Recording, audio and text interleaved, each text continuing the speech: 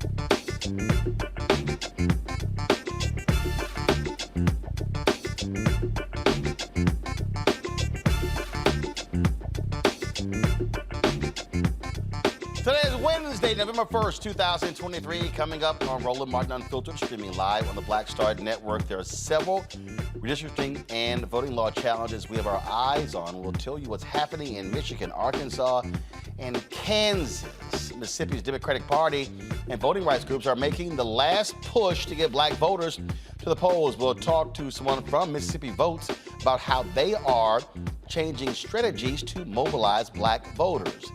After Bernice Kings calls out comedian Amy Schumer for implying her father would support the bombing of Palestinians. It's also being called one of the world's largest displacement and humanitarian crises in history. Tonight, we'll discuss the decades-long conflict in the Democratic Republic of Congo. Plus, New York Times best-selling author Dr. Kimbro, longtime professor at Morehouse, will join us to talk about building Black wealth and how we must be changing our mindset. Plus, Isaac Hayes III talks about the crowdfunding for fan base. Plus, why was he kicked off of LinkedIn permanently? He'll break it down. And you know what? I'm trying not to address this, but I've been seeing all of these videos talking about you're not a real man if you're not paying 100% of the bills, and oh, you are less of a man if you're paying 50-50. I think it's time for me to address this bull. See, y'all about to make me cuss. I'm trying not to. It's time to bring the funk. I'm Roland Martin Unfiltered on the Black Star Network. Let's go. He's got it. Whatever the miss, he's on it. Whatever it is, he's got the scoop, the fact, the find. And when it breaks, he's right on time and it's rolling. Best believe he's knowing. Putting it down from sports to news to politics. With entertainment just for kicks, he's rolling. It's on go, y'all. It's Roland Martin, rolling with Roland now. He's funky, he's fresh, he's real, the best, you know he's Roland Martin now.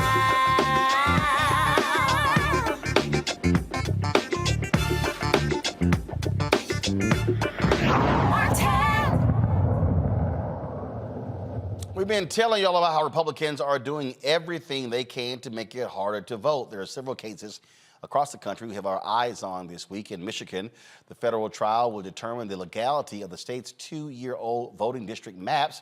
The outcome could upend Metro Detroit voting boundaries and cause a political scramble among incumbent lawmakers in 2024.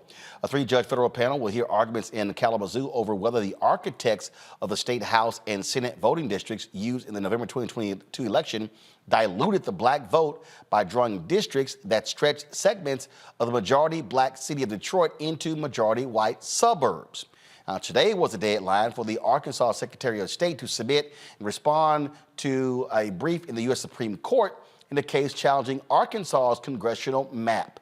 At issue, the state's map intentionally cracks black voters across multiple congressional districts to dilute their voting strength in violation of the U.S. and Arkansas constitutions. For the U.S., the Section 2 of the Voting Rights Act. The plaintiff specifically alleged that black voters in Pulaski County, home of Little Rock, were divided among 3 congressional districts rather than keeping the population in one district, the 2nd Congressional District, to discourage the incentive of the black voters of the areas to vote and to reduce the significance of their votes. Friday, the Kansas Supreme Court will hear arguments over whether a legal challenge against 2 voter suppression laws may proceed. The case claims the laws that criminalize individuals for giving voter assistance, limit ballot collection, restrict advocacy organizations from helping voters, impose a signature verification requirement, and that violates the Kansas Constitution by unduly burdening Kansans and their right to vote. Let's talk about it with my panel, Robert Portillo. He hosts of People, Passion, Politics, News and Talk 1380, WALK out of Atlanta. Rebecca Carruthers, Vice President, Fair Election Center out of D.C. Bottom line here, Rebecca, this is the type of stuff that we have seen from Republicans because it is all designed. It is all designed to target and minimize the power of black people. Yeah, absolutely. In fact, I would say anywhere where there's a sizable black population in this country, we need to actually review some of those districts. Unless you are in a state which allows for a nonpartisan commission to draw legislative maps, right now, our system with a very weakened VRA, Voting Rights Act, is our system is under attack. And we specifically see Black communities targeted. We do see some Latino, some Hispanic communities targeted, but because Black folks have an outsized turnout that supports one particular party, we see that Black specific areas are very much aggressively targeted. And it's not just dealing with legislative seats, but it's also even dealing with census tracts, with determining what resources get to certain areas. But I repeat, Black communities are under attack in this country. You know, Robert, you talk about, again, Kansas, Arkansas, and even in Michigan. In Michigan, the problem there was the voters there approved a ballot initiative establishing a commission to draw lines. But here's the problem. When you still have political folks in charge, they're going to try to get their advantage. We saw in Ohio where they Republicans there flat out just ignored the commission and said, we're going to do what's right for us. We have to understand, remember for the last 30 years or so when Republicans have been trying to tell us that there's no such thing as voter suppression? The whole time they were doing voter suppression in the background. That's why they were telling you it didn't exist. And this is a perfect example of it, that they have been able to use the redistricting system in order to gain unfair political advantage. When we talk about the Republicans over the course of the last 15 years or so, taking over 26 houses of legislature across the country, controlling those state and local ballots, that means that in 2010 and 2020, they were able to increasingly draw these gerrymandered districts to either A, pack African Americans together, thereby limiting the number of representatives they should have within the Congress or also within the state legislative bodies, or B, cracking those districts, taking a majority black district and cracking it directly down the middle and then splitting it in, let's say, 2 to 4 ways, diluting the vote power of those groups, therefore additionally depriving us of seats in our elected bodies of representation.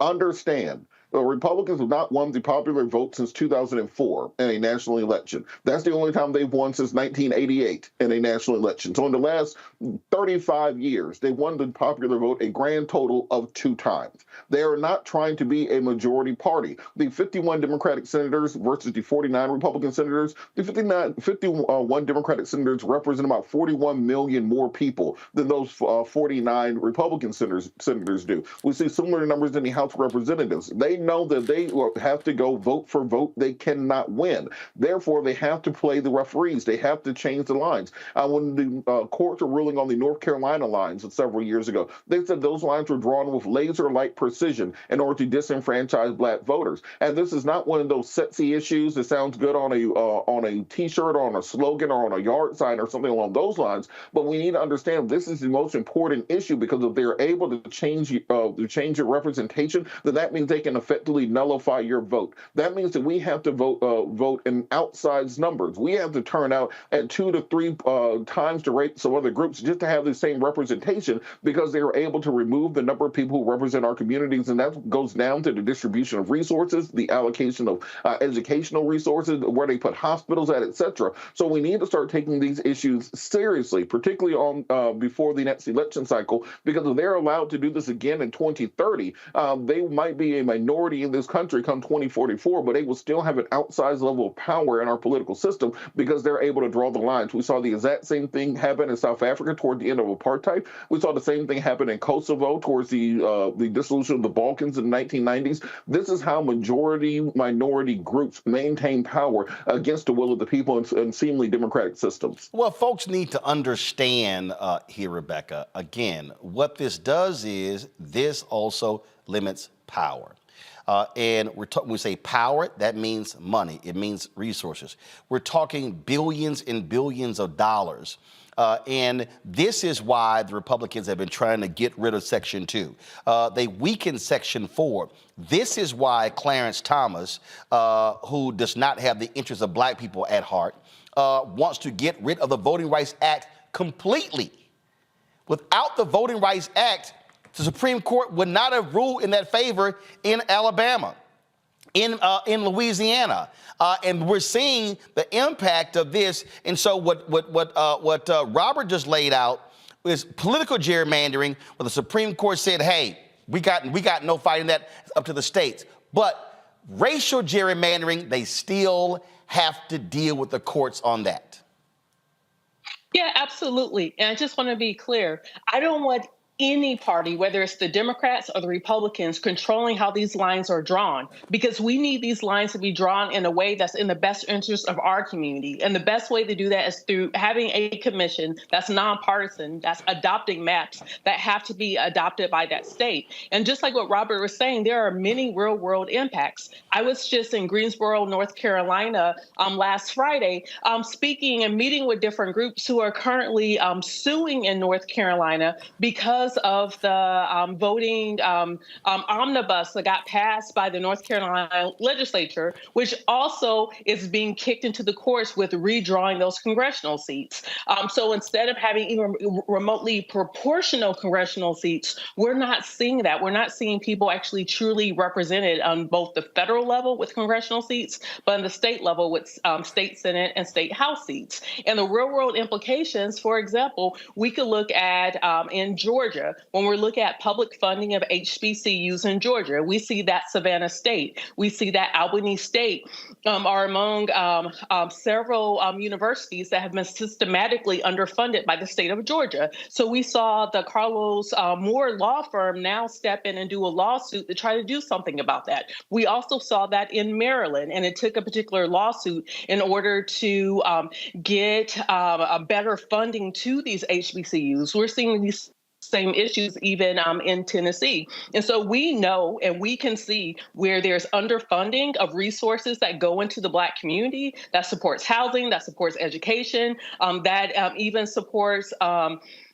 economic success in the Black community. And so it becomes very important to make sure that we have actual representation, because it's how we get dollars back home. We are all taxpayers. We are putting money into the system, but we're not proportionally getting money back and out of the system. The only way for that to happen is if we actually have representatives that are truly representing our interests. And again, what Rebecca just laid out for the people, Robert, who are always yelling, oh, we ain't seeing this, we ain't seeing that.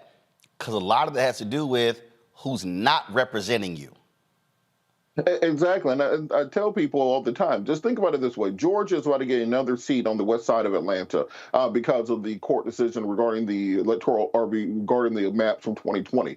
Alabama, same thing. Florida, same thing. North Carolina, same thing. That's 4 seats already. It's a 217 to 212 majority for Republicans in the House of Representatives. That puts you right around 216. You take away George Santos' seat because he may be expelled from Congress and replaced by a Democrat. You get rid of Lauren Boebert's seat because she won that by about 600 votes in the last election. Boom, you have a Democratic majority. Speaker of the House, Hakeem Jeffries. Just like that. So it's not that these things don't matter. These things are crucially important because if you have a Speaker of the House, Hakeem Jeffries, well, that means that now H.R. 40 is going to not only pass, but there'll be pressure on the United States Senate to actually pass a version of to have a study commission on reparations. That means that when we're talking about allocation of national resources, about whether or not the U.S. government, when they're putting R&D into MIT, into Stanford and other schools to do research for DARPA, well, now that can be done at Jackson State and FAM State and Clark Atlanta University. That means that when we're talking about where we're going to put military bases and then and the military industrial complex and contracting, etc.,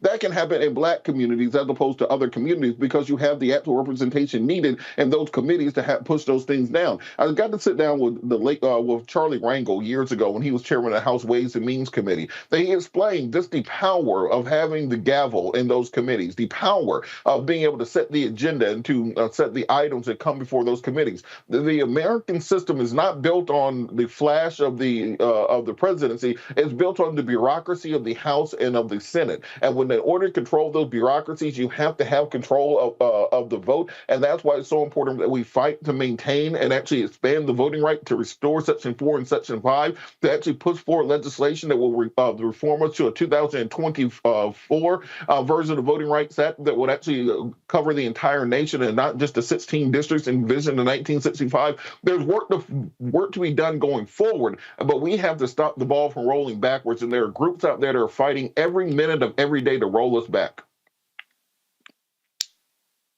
Indeed. Hold tight 1 second, folks. We come back from this break. We're going to talk about what's happening in the Congo. A lot of energy focused on Israel and Gaza, but there is a huge humanitarian crisis happening on the continent of Africa. We'll discuss that next right here on Roland Martin Unfiltered, the Black Star Network. If you're watching on YouTube, hit the like button, folks. We should easily be over 1,000, 2,000 likes every single day, so please do so. Also, support us by joining our Bring the Funk fan club. Send your check and money orders to P.O. Box 57196, Washington, D.C. 20037-0196. Cash App, $RM Unfiltered. PayPal, or Martin Unfiltered. Venmo is RM Unfiltered. Zelle, Roland at RolandSMartin.com. Roland at RolandMartinUnfiltered.com. We'll be right back.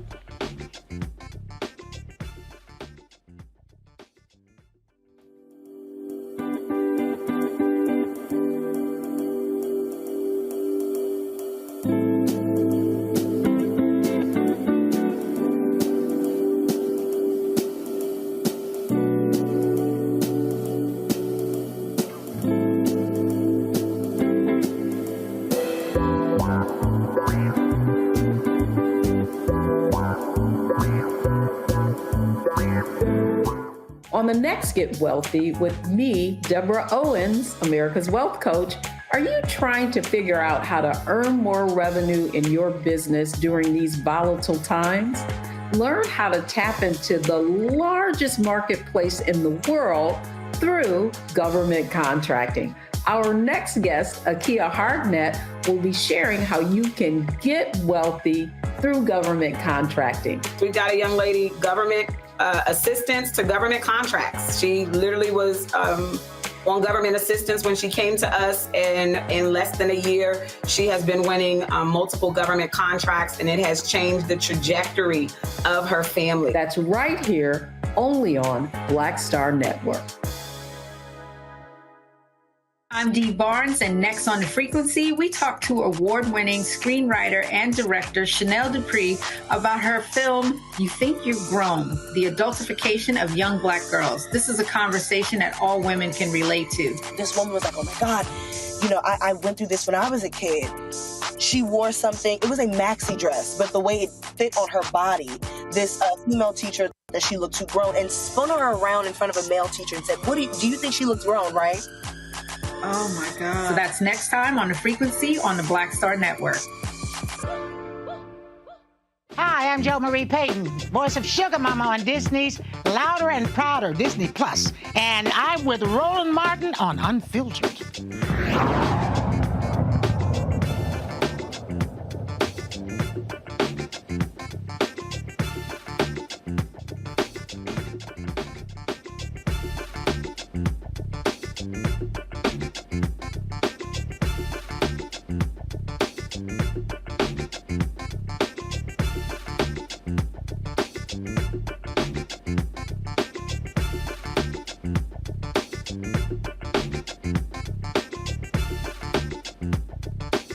Black Mississippi voters make up about 2/3 of the Democratic Party voting base in the state.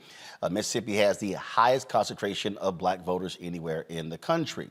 Organizations are doing their best to mobilize voters for the upcoming election, especially for the gubernatorial race between incumbent Republican Tate Reeves and Democratic challenger Brandon Presley.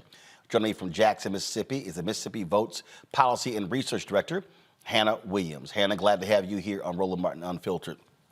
Give us a sense of what the strategy is, because I was there on the ground both years when Cindy Hyde-Smith was being targeted, and Mississippi had the opportunity to elect an African American to the United States Senate.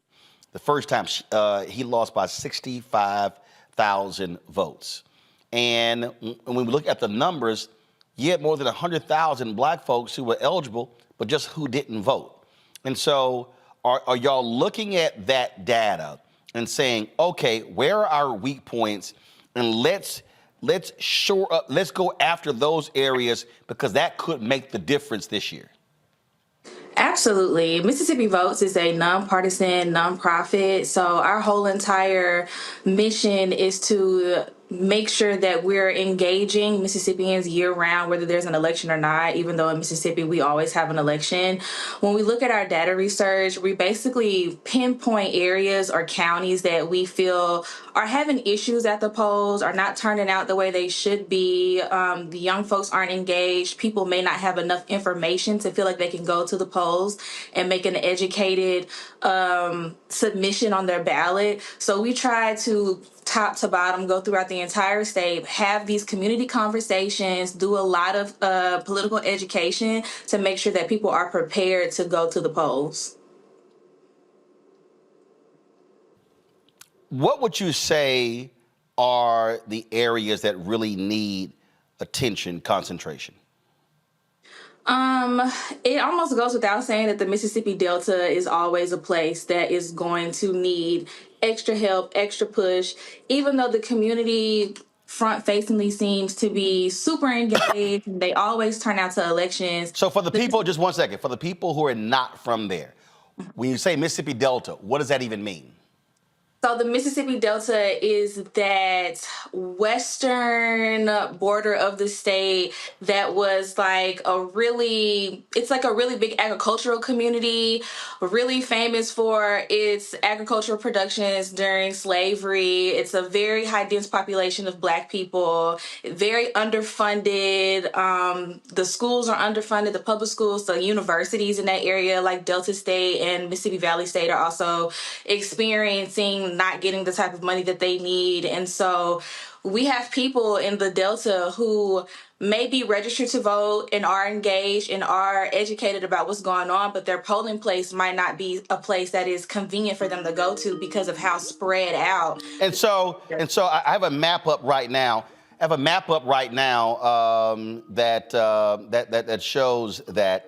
And so this right here is the Mississippi Delta. So is it the pink area there, or is it the green area? It's the green area. Got it. And so what you're saying is there's a big concentration of Black folks there who ordinarily are not turning out. Yes. So what are y'all doing? Is it door to door? Is it media? So what exactly are you doing to turn Black folks out in that area? We are heavily geo-targeting that area in terms of media. We have digital advertisements. We have billboards for folks who may not have access to see a digital advertisement. We are door knocking. We're text banking.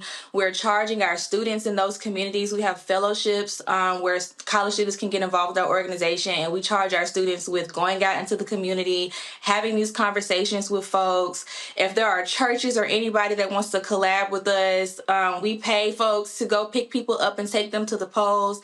Like whatever it takes, we try to eliminate all of the barriers from people actually going and showing up on Election Day. Questions from panel. Robert, you first. So on this point, one of the issues that I've found, particularly when targeting young people, is helping them to connect the political issues as they exist right now with their personal issues. What do you guys do to help connect with young people and help them understand the importance of the elections that are coming up?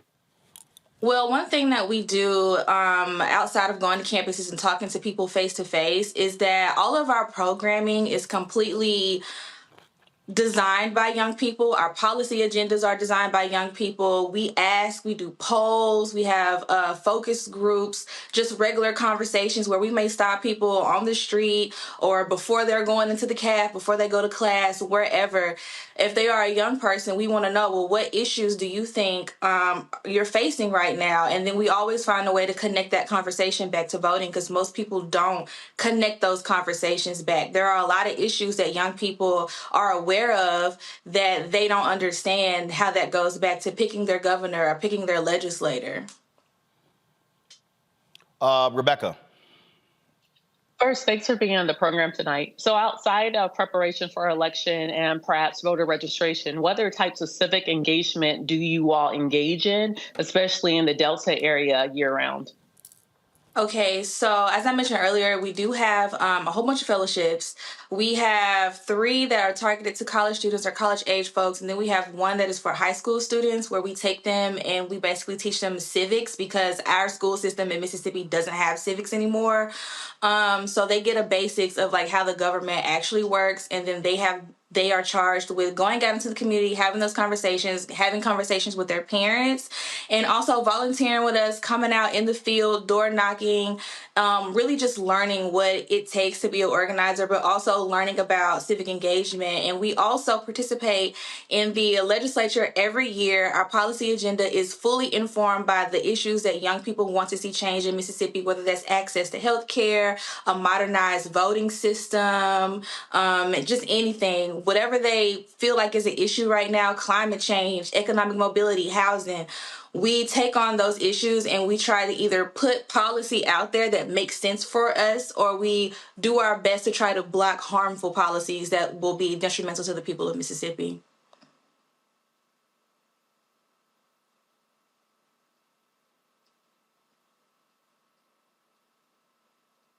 Anthony, go to my iPad here. This one of those laws we talked about was where more than 15% of Black Mississippians are permanently barred from voting. This goes back to the racist policy from the 1890 Constitutional Convention, which was called specifically to keep black folks from being elected. That means it's 130,000 people in Mississippi, 130,000 black voters who cannot vote. And so that is also what impacts the ability to win in Mississippi. Absolutely. We have a program designed for folks to help get their voting rights back as well. It's an online program. We go through the legislature. We help people become bills of suffrage, and we try our best to work with our legislative partners and allies to push those applications through. Unfortunately, this year we submitted over 100 bills of suffrage, and none were selected, which is absolutely historic for us. So there's definitely like a organized push to try to keep folks out from participating in elections. But then there's also this thing going on in the Fifth Circuit where pretty much it has already been decided that keeping someone who has committed or has been convicted of one of these disenfranchising crimes away from voting is considered cruel and unusual punishment. But our Attorney General has appealed it, so it's gone back to the Fifth Circuit. So we're hoping for an outcome that really helps the people who want to be involved in politics past whatever they've done in life. People have grown, people are older, and folks come to us every day asking how can they get involved in this process, if not for themselves, for their children's sake. And before I go to Scott, and again, look, one of the issues you're dealing with is across the board when it comes to voter participation in Mississippi. This is 2020 presidential election.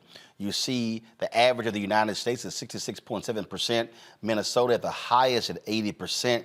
And if you go down this list here, you keep going down, Mississippi is 6th from the bottom. And so you're talking about 60.2% of the folks in Mississippi vote.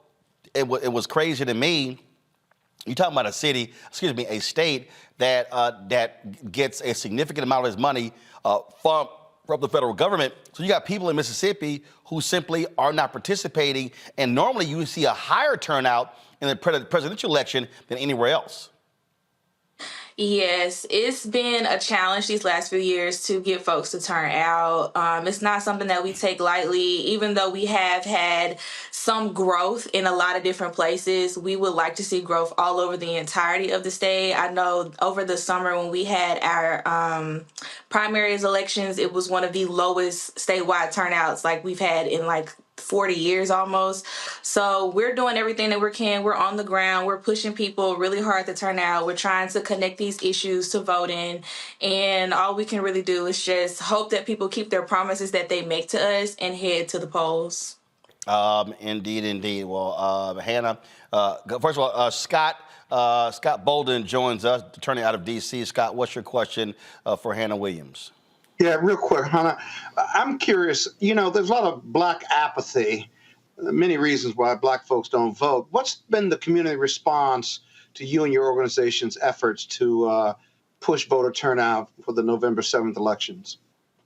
They've been pretty receptive. One of the major things that we do at Mississippi Votes that we value from our community is that we know that there are real world things that are happening to people. So we've come across people who want to vote or want to be interested in voting, but how am I going to feed my kid today? Or how am I going to get to work? Or how am I going to do, all of these other things that may come before thinking about even going to the polls. So as an organization, we try really, really, really hard to meet as many of those obstacles as people have to try to remove them out of the way. So once we're done having the conversation, or once they realize, like my kid can eat for the next week, we got school shoes, whatever, they'll come back to us and they'll say, okay, so what were you saying about voting? When is election day? How do I check my voter registration? So that's what we try to do. Good stuff. Thank you. All right. We appreciate it, Hannah. Keep up the good work, and hopefully we will see a much larger turnout in a few weeks. Thank you. Folks, we come back. We'll talk about a number of issues. First of all, of course, our Black and Missing. We'll also talk about what's happening in the Congo. Bernice King, she checks Amy Schumer when it comes to what's happening in Israel and Gaza. We'll break it all down for you right here on Roland Martin Unfiltered on the Black Star Network. Hatred on the streets, a horrific scene, a white nationalist rally that descended into deadly violence. White people are losing their damn minds. As an angry pro-Trump mob storms the U.S. Capitol, We're about to see the rise of what I call white minority resistance.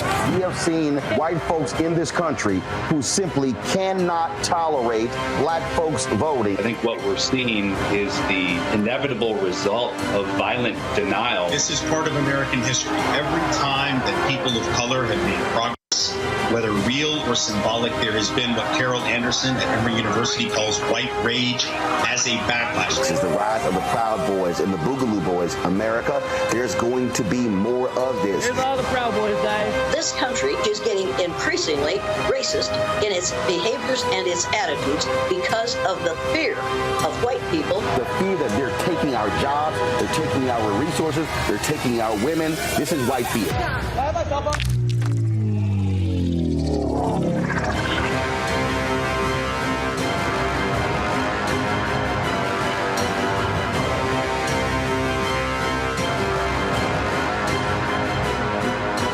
Next on the Black Table with me, Greg Carr.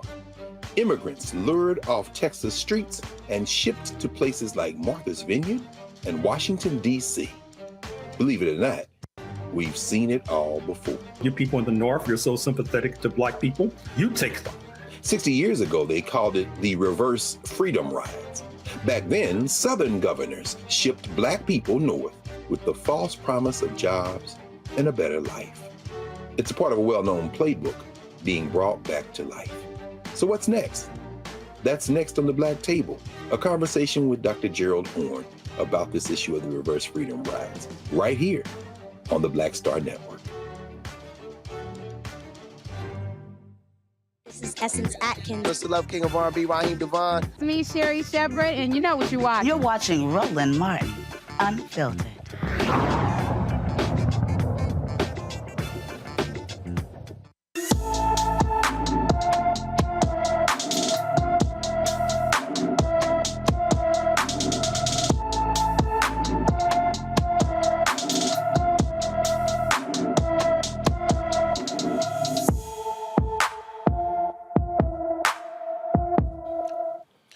Jabari Douglas has been missing from Palmdale, California since October 25th. The 15-year-old is 5 feet 11 inches tall, weighs 130 pounds, with black hair and brown eyes. Anyone with information about Jabari Douglas should call the L.A. County Sheriff's Department at 661-272-2412, 661-272-2412. Bernice King, the daughter of the Reverend Dr. Martin Luther King Jr., has called out comedian Amy Schumer for implying that her father would have supported Israel's actions in the Gaza Strip. On Twitter, Schumer posted this clip of Reverend Dr. Martin Luther King Jr. talking about Israel. Must see that Israel must exist and has a right to exist and is one of the great outposts of democracy in the world. My Jewish brothers and sisters said to me amid anti-Semitism anywhere, we don't need your support. We have enough Jewish power to deal with this problem ourselves. I would still take a stand against anti-Semitism because it's wrong, it's unjust, and it's evil. If my Catholic brothers and sisters said to me, amid bigotry toward Catholics, we don't need your support in this because we have enough Catholic power to deal with it, I would still take a stand against bigotry toward Catholics because it is wrong, it is evil, and it is unjust.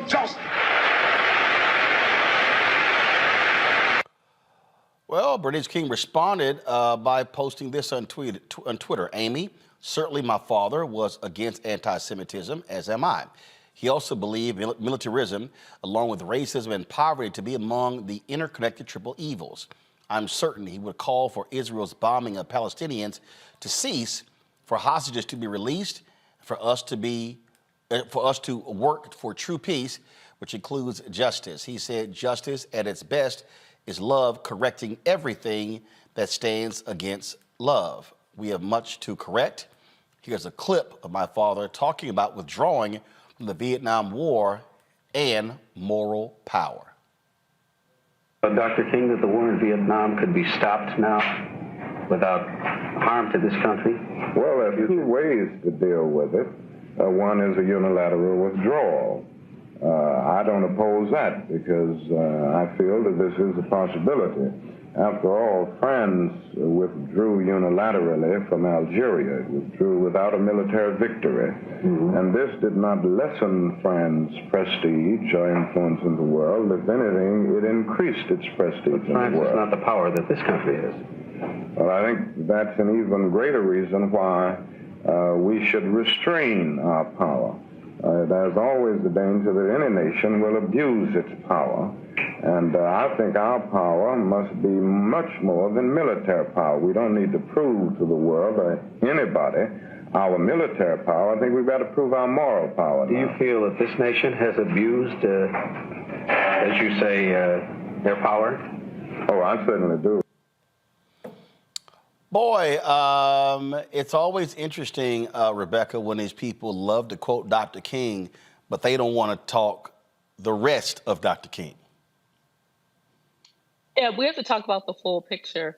And, you know, this was really interesting. And I'm just holding my breath when it comes January, when I see all sorts of people, everyone from Ted Cruz to DeSantis trying to quote Dr. King, knowing that they do not espouse the views or even the moral integrity of Dr. King. And I do appreciate the King family upholding even the intellectual property of their father to make sure that when people are taking quotations out of context, that it is properly addressed. So I definitely applaud the King family for making sure that Dr. King's thought leadership and moral philosophy is still integral to what his actual beliefs were. Scott?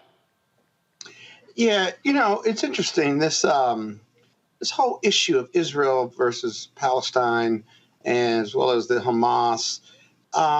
Mainstream America seems to struggle with being two-headed. You're either for Israel or against them. If you show any sympathy towards Palestine and what's going on in Gaza, the death and destruction, I can support Israel in their right to be there as an important ally of the U.S., but I can certainly support a two-party state and believe that Palestinians have a right to be there too and to coexist. I can oppose Hamas kidnapping and killing Israelis as part of their struggle, if you will. And I can support Israel having the right to defend themselves. What I find hard to support is the collateral damage of 7,000 or more Palestinians being dead, whether Hamas is infiltrating them or not. There's got to be a better way. Israel's got to keep the higher moral authority. The U.S. has to have a higher moral authority. And if you look at the death and destruction and the lives, that's what America is seeing. And that's why you have the protests on the college campuses, because young people are seeing the death and destruction in Gaza. They understand the wrongful attack of Hamas against Israel. But to eliminate Hamas, there's got to be a way to preserve citizens, let them leave, find them a way out. Right? You can't move a hospital overnight, if you will. And so this is very complicated and difficult. And so I stand for peace, right? And I can stand for all those other things without being anti-Semitic. I can stand for humanity. And we need that viewpoint, in my opinion, by our leaders and others to be more defined and talked about more if we're going to be part of supporting Israel in a package to send more billions to them to protect themselves. Robert? Part of it is we have to, for our white brothers and sisters, the ones who have kind of been brainwashed by this American system of propaganda. And then you have Ron DeSantis and banning books and banning Black history. Part of what happens when you ban Black history and start calling it critical race theory is you start saying dumbass stuff like Amy Schumer did, because you don't know the history, you don't know the context around things. You can take anything out of context and turn it in, and twist it for your own purposes. Just like Rebecca said, you know, we keep hearing Republicans and conservatives quoting Dr. King, just say content of character, not color of their skin. And they forget there's a whole 1,600-word, 16-minute-long speech that went around that, but they take the part that they want out of it, and they pervert it to their purposes. Of course, Dr. King will be against the bombing of the Palestinian people. We just saw the The IDF admit to bombing a refugee camp yesterday, killed hundreds of people. There was a caravan of people that the Israelis told to leave northern Gaza, go to southern Gaza. Before they got there, they got hit by Israeli bombs. There's been as many as 3,000 children have been killed since October the 7th. The death toll of civilians may be above 10,000 currently in Palestine. I was on Iranian TV a couple of days ago, and before my segment, there was an interview with a little 5 or 6 year old Palestinian boy. And he said, well, my father was killed today in an airstrike. My grandfather was killed in 2005 by the Israelis. My great-grandfather was killed in 1987 by the Israelis. So what exactly do you think that little boy's going to do? Grow up to be a cab driver? Grow up to be a baker? No, he's going to grow up to continue the cycle of violence that's been visited upon this region over and over again. And we have to stop with the, there's bad on both sides argument. We had lines drawn in 1947. We had lines drawn in 1967. When Netanyahu ran for re-election last year, he ran on a platform of the total eradication of Gaza.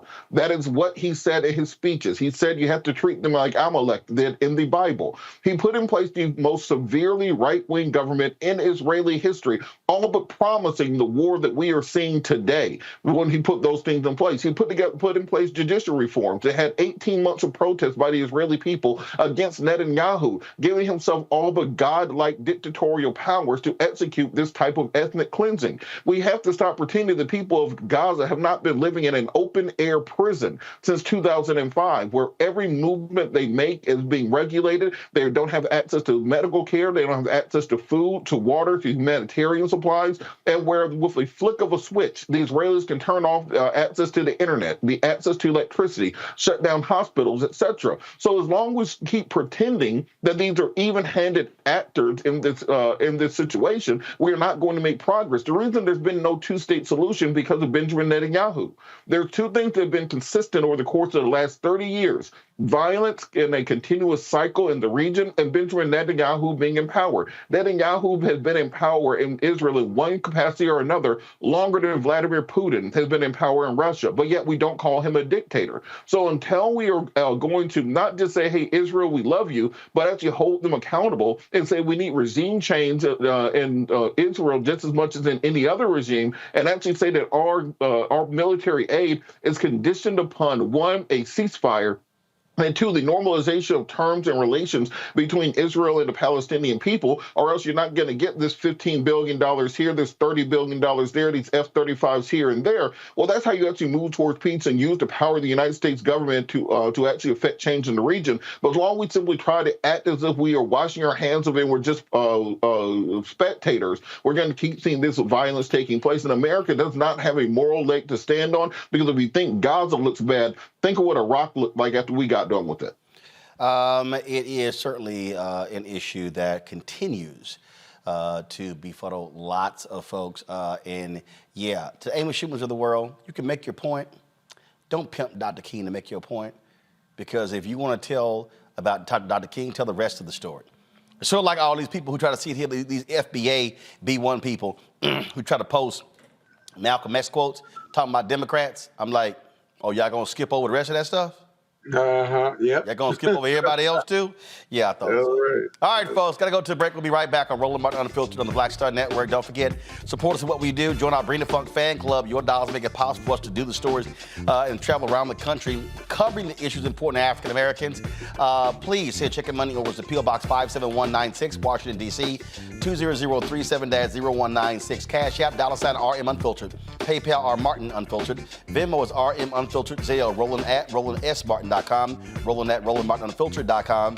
Also, you can download the Black Star Network app, Apple phone, Android phone, Apple TV, Android TV, Roku, Amazon Fire TV, Xbox One, Samsung Smart TV. You can also watch us on multiple platforms, our 24-hour, 7-day-a-week streaming channel. Of course, you can see us on YouTube. Of course, you can see us on the Black Star Network app. You can also check it out on Amazon Fire. Go to Amazon News on Amazon Fire. Go to Amazon Fire, go to News, and you can check us out. You can say, Alexa, play news from the Black Star Network to hear the audio. You can also turn to Plex TV, which is on that 24-hour fast channel, as well as Amazon Freevee and on the live news grid on Amazon Prime Video, folks. And be sure to get a copy of my book, White Fear, How the Browning of America is Making White Folks Lose Their Minds, available at bookstores nationwide. We'll be right back. Hi, I'm Dr. Jackie Hood Martin, and I have a question for you. Ever feel as if your life is teetering and the weight and pressure of the world is consistently on your shoulders? Well, let me tell you, living a balanced life isn't easy. Join me each Tuesday on Black Star Network for A Balanced Life with Dr. Jackie. We'll laugh together, cry together, pull ourselves together, and cheer each other on. So join me for new shows each Tuesday on Black Star Network, A Balanced Life with Dr. Jackie.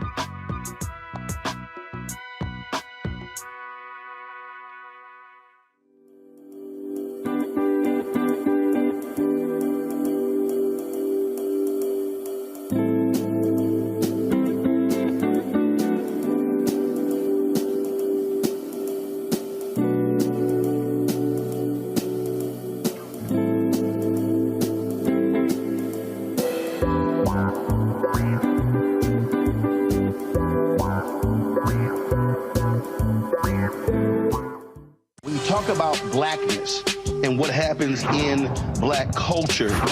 We're about covering these things that matter to us, speaking to our issues and concerns. This is a genuine people-powered movement. There's a lot of stuff that we're not getting. You get it, and you spread the word. We wish to plead our own cause. Too long have others spoken for us. We cannot tell our own story if we can't pay for it. This is about covering us. Invest in black-owned media. Your dollars matter. We don't have to keep asking them to cover our stuff. So please support us in what we do, folks. We want to hit 2,000 people, $50 this month, raise $100,000. We're behind 100,000, so we want to hit that. Y'all money makes this possible. Check some money orders. Go to P.O. Box 57196, Washington, D.C. 20037-0196. The Cash App is $RM Unfiltered. PayPal is R Martin Unfiltered. Venmo is RM Unfiltered. Zelle is Roland at RolandSMartin.com. My name is Lena Charles, and I'm from Opelousas, Louisiana. Yes, that is Zydeco capital of the world. My name is Margaret Chappelle. I'm from Dallas, Texas, representing the Urban Trivia Game. It's me, Sherry Shepard, and you know what you watch. Roland Martin on Unfiltered.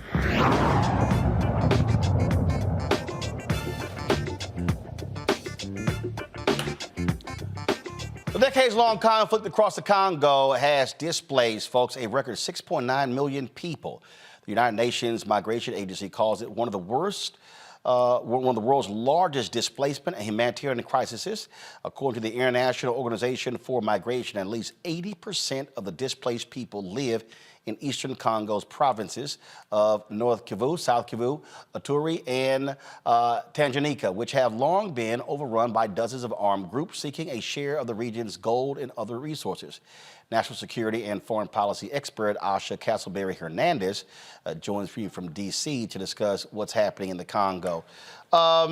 So first and foremost, part of this issue, and let's just be frank, why this has not gotten lots of attention is because, like many countries in Africa, as far as this nation is concerned, if there is no national interest, meaning first oil or some type of resource, frankly, we don't care.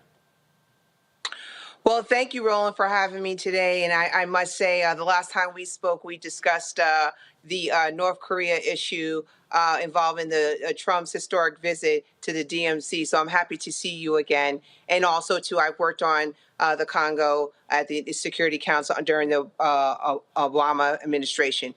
Yes, unfortunately, the Congo crisis has been overlooked for quite some time. And let's be honest, because it's in the African continent, that's one reason why.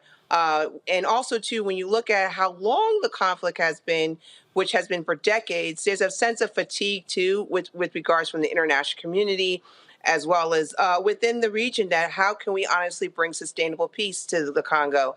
And unfortunately, it's been struggling for quite some time. And as you could see just recently with the Tutsi-led group that has been able to make inroads in North Kivu, and as a result of that, there's been a failure of the Congolese government or military, along with a regional force as well as a UN peacekeeping force that has not been able to push back or counter the Tutsi-led rebel group effectively. So you're seeing in grounds coming from them. And as a result, it's creating the humanitarian crises and deepen it more and more to where it's creating one of the world's worst displacement issue right now. So it does deserve more attention, but unfortunately, it's been this way for quite some time, and it should not be a normative in the international community. Anthony, go to my iPad. This here is a map of Africa. We see the Democratic Republic of the Congo. It is one of the larger countries. It's there in Central Africa. And so who really has the influence, if you will, to impact this? Is there a particular African nation or leader who has the credibility to try to have an impact and stop what's going on? Well, it's going to definitely take the international community, more specifically key regional countries that are bordering Eastern Congo in order to effectively address this issue. Like, for instance, there's a lot of speculation or accusations right now with regards to neighboring countries like Rwanda or Uganda, indicating or accusing them of arming or supporting the rebel groups, the Tutsi-led rebel group that extends all the way back into the Rwanda crisis in 1994. So it's going to have to take forward some real authentic peace negotiations with these neighbor countries, along with the Congolese government and other significant leaders in the Security Council, to be able to effectively be just honest on what is the causation that's really helping to make the Tutsi-led Tutsi-led rebel groups become more equipped, more with better equipment, uniform, more support to be able to outperform the UN peacekeeping effort, the regional forces. What is causing that? And if so, if they're feeding into that issue, we need to come back to the table and address that. When it comes to the president of the Congo, this is who he is right here. Does he actually control the country, or is it split? Anthony, go to my iPad. Does he control the country, or parts of the country being controlled by rebel factions? Yes. So what we've seen over the past decade, we've seen that the rebel groups have been able to capture significant critical areas within the Congo. So unfortunately, he has struggled to be able to control significant areas within his own country. And so that's why you see a UN peacekeeping force there to help prop him up or be able to recontrol those areas. And what you're seeing right now is that these rebel groups are more and more controlling more areas, to where he's not being able to control those areas, especially in the Eastern Congo. So it's very unfortunate that, unfortunately, with regards to the entire sovereign state, he does not necessarily have full control of the entire country. Questions from my panel. Rebecca, you first. Sure. Can you talk more about the role that mining of certain rare earth materials play into this, and even with Rwanda, Ugandan military groups that are being funded by the United States, by Britain, by France, and even Israel? Can you talk more about some of those connections? Yes. So as mentioned before, in terms of the Tutsi-led rebel group, there is a lot of speculation that Rwanda, Uganda is supporting the Tutsi-led group, which goes back to 1994. 1994 genocide crisis. And then when you look at the UN peacekeeping effort, which is paid by the United Nations Security Council, the United States supports these peacekeeping efforts. This is another avenue approach for the United States helps support the Congolese government by providing equipment or support to these peacekeepers. Unfortunately, what you're seeing right now is that the Tutsi-led rebel group is more equipped and has better equipment than the UN peacekeeping effort, along with the regional security force that works with the UN peacekeeping force. So you're seeing this split, but you're seeing an outperformance from, again, the Tutsi-led group.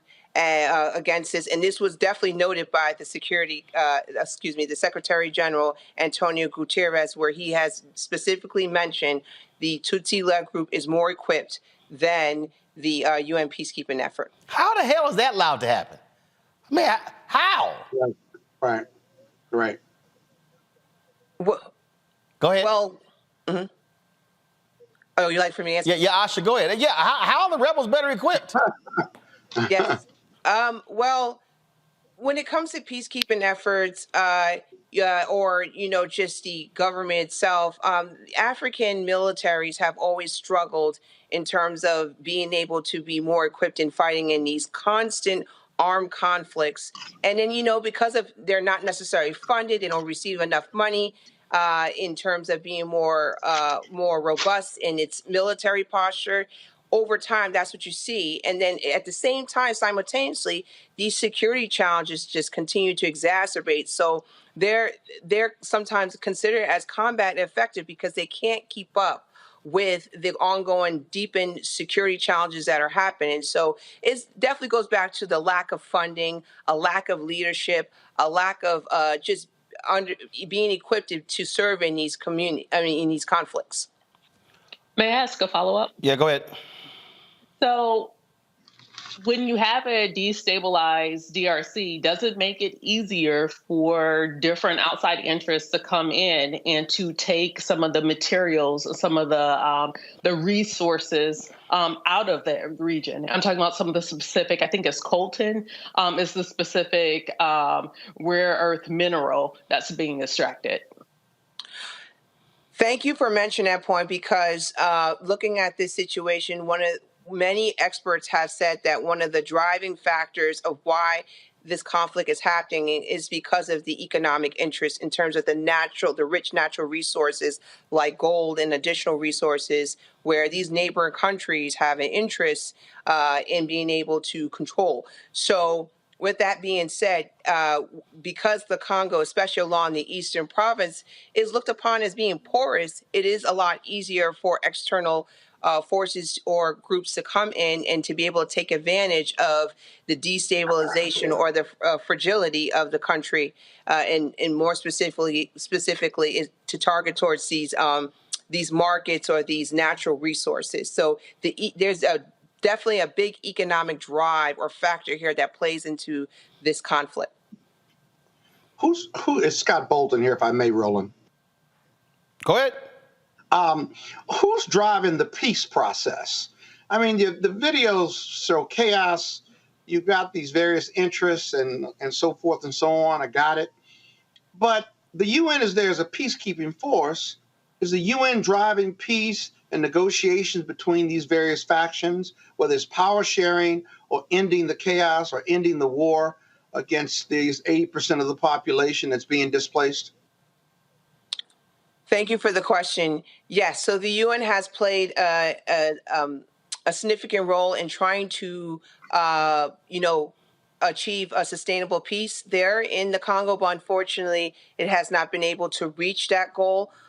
Going back to the CNDP in 2009, where there was this power sharing point that you just mentioned between the Tutsi-led leadership along with the Congolese government, where both were come together as far as a sharing power. But unfortunately, in 2012, when the Congolese government arrested one of the top Tutsi-led rebel group leaders, that created a friction or a divide or a wedge between the two. And then that's when you start to see the Tutsi-led representation or group just branch away from the Congolese government. So, and then it happened again. Another agreement occurred, but unfortunately, that peace still did not meet its expectations. And in fact, the Tutsi-led group says we are fighting back because we're not seeing that the Congolese government is meeting our expectations with regards to these peace agreements. So there is definitely a failure with regards to these peace agreements bringing sustainable peace subsequently, because that's exactly what they've mentioned, that it's not achieving peace within this area. So there's been just a lot of failure in terms of after meeting or after a peace agreement has been established. Wow. Robert? Following up on Rebecca's question, thank you so much for joining us. We have seen that there have been massive oil deposits found both in north and southern Kivu, as well as Tanganyika, including on one of the world's largest gorilla preserves. The foreign national organizations, including China, have attempted to extract oil from, as well as a massive lithium mine in the southeastern region of the Congo, which Australia is attempting to exploit, in addition to the cobalt, tritium that Rebecca mentioned earlier. What role does China play in providing international leadership in peacekeeping in these areas? Because it seems that the regional partners, which normally would have a security interest there, seem to have basically washed their hands of the situation.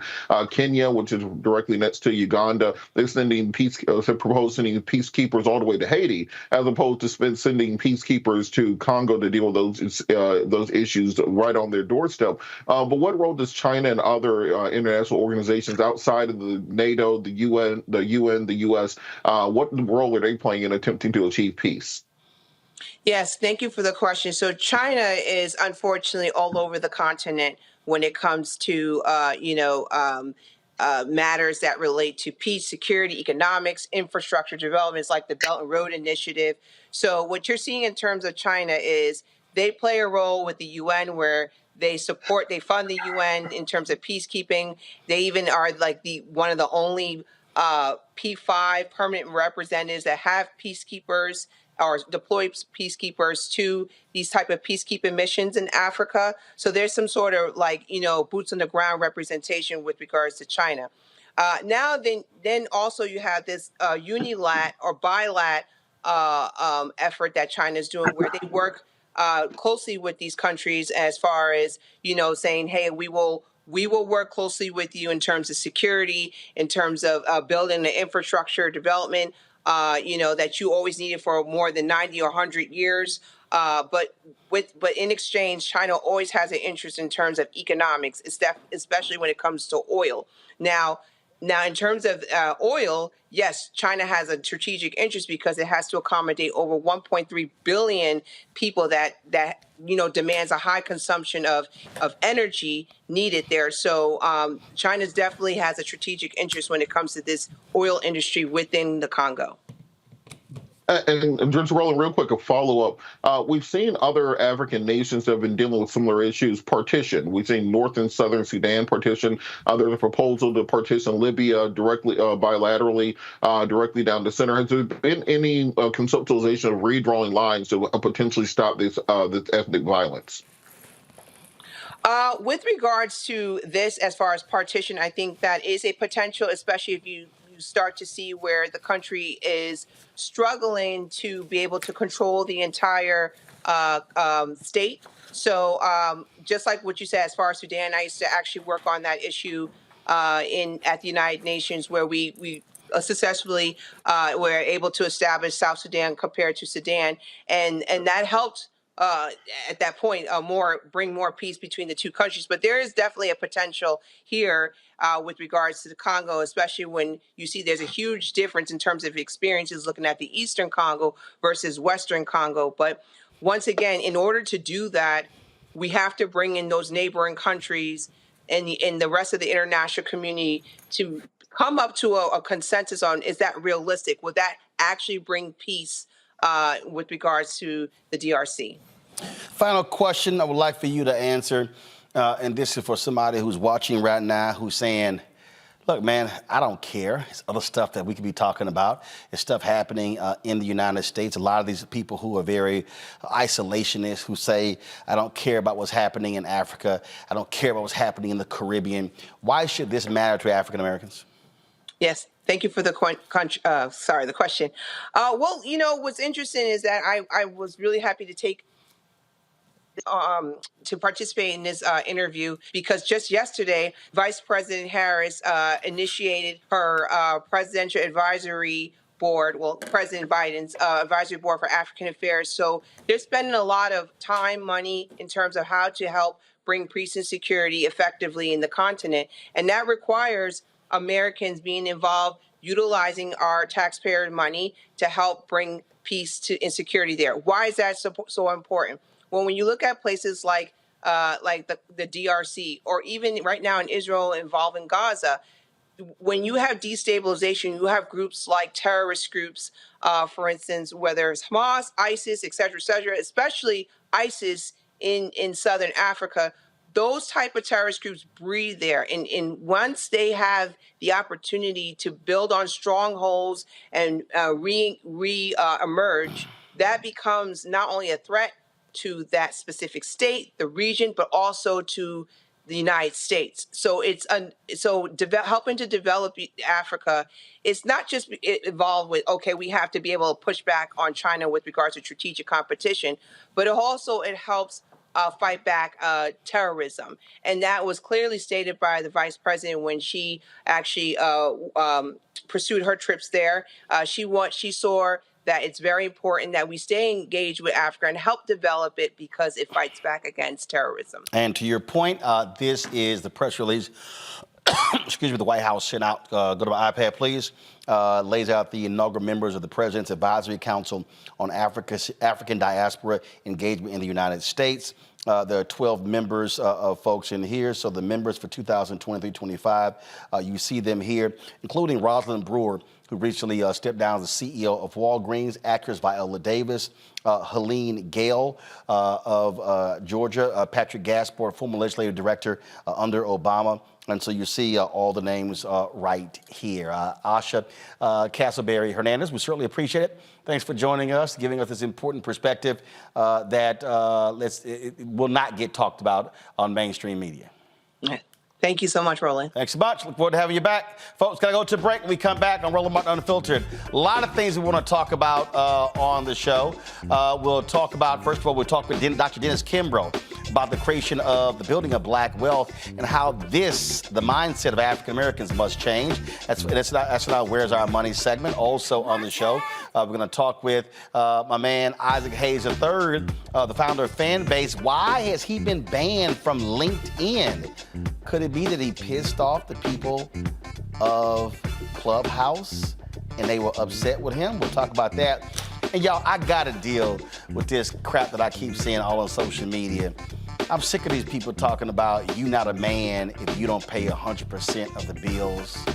Yeah, I got a couple of things to say about that. And I got a little surprise for Scott Bolden. You're watching Roland Martin Unfiltered right here on the Black Star Network.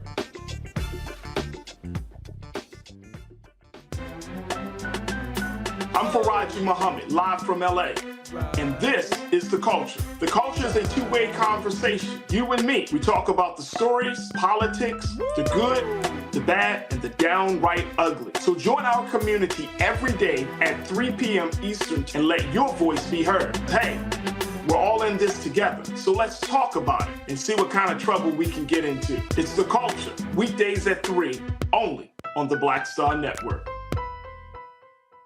I'm Dee Barnes, and next on The Frequency, we talk to award-winning screenwriter and director Chanel Dupree about her film, You Think You're Grown, the adultification of young black girls. This is a conversation that all women can relate to. This woman was like, oh my God, I went through this when I was a kid. She wore something, it was a maxi dress, but the way it fit on her body, this female teacher thought that she looked too grown and spun her around in front of a male teacher and said, do you think she looks grown, right? Oh my God. So that's next time on The Frequency on the Black Star Network. Next on the Black Table with me, Greg Carr.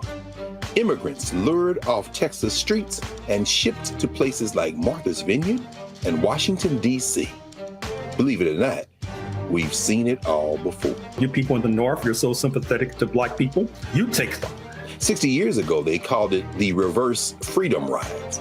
Back then, Southern governors shipped black people north with the false promise of jobs and a better life. It's a part of a well-known playbook being brought back to life. So what's next? That's next on the Black Table, a conversation with Dr. Gerald Horne about this issue of the reverse freedom rides, right here on the Black Star Network. Hello, I'm I'm Jamia Pugh. I am from Coatesville, Pennsylvania, just an hour right outside of Philadelphia. My name is Jasmine Pugh. I'm also from Coatesville, Pennsylvania. You are watching Roland Martin Unfiltered. Stay right here.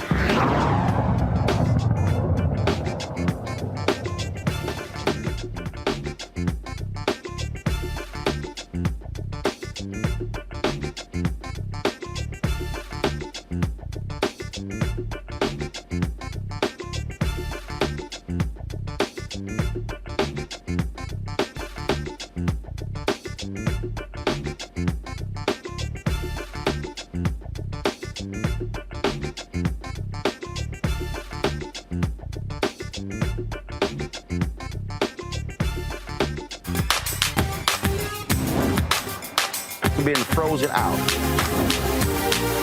Facing an extinction level event. We don't fight this fight right now, you're not going to have black on you.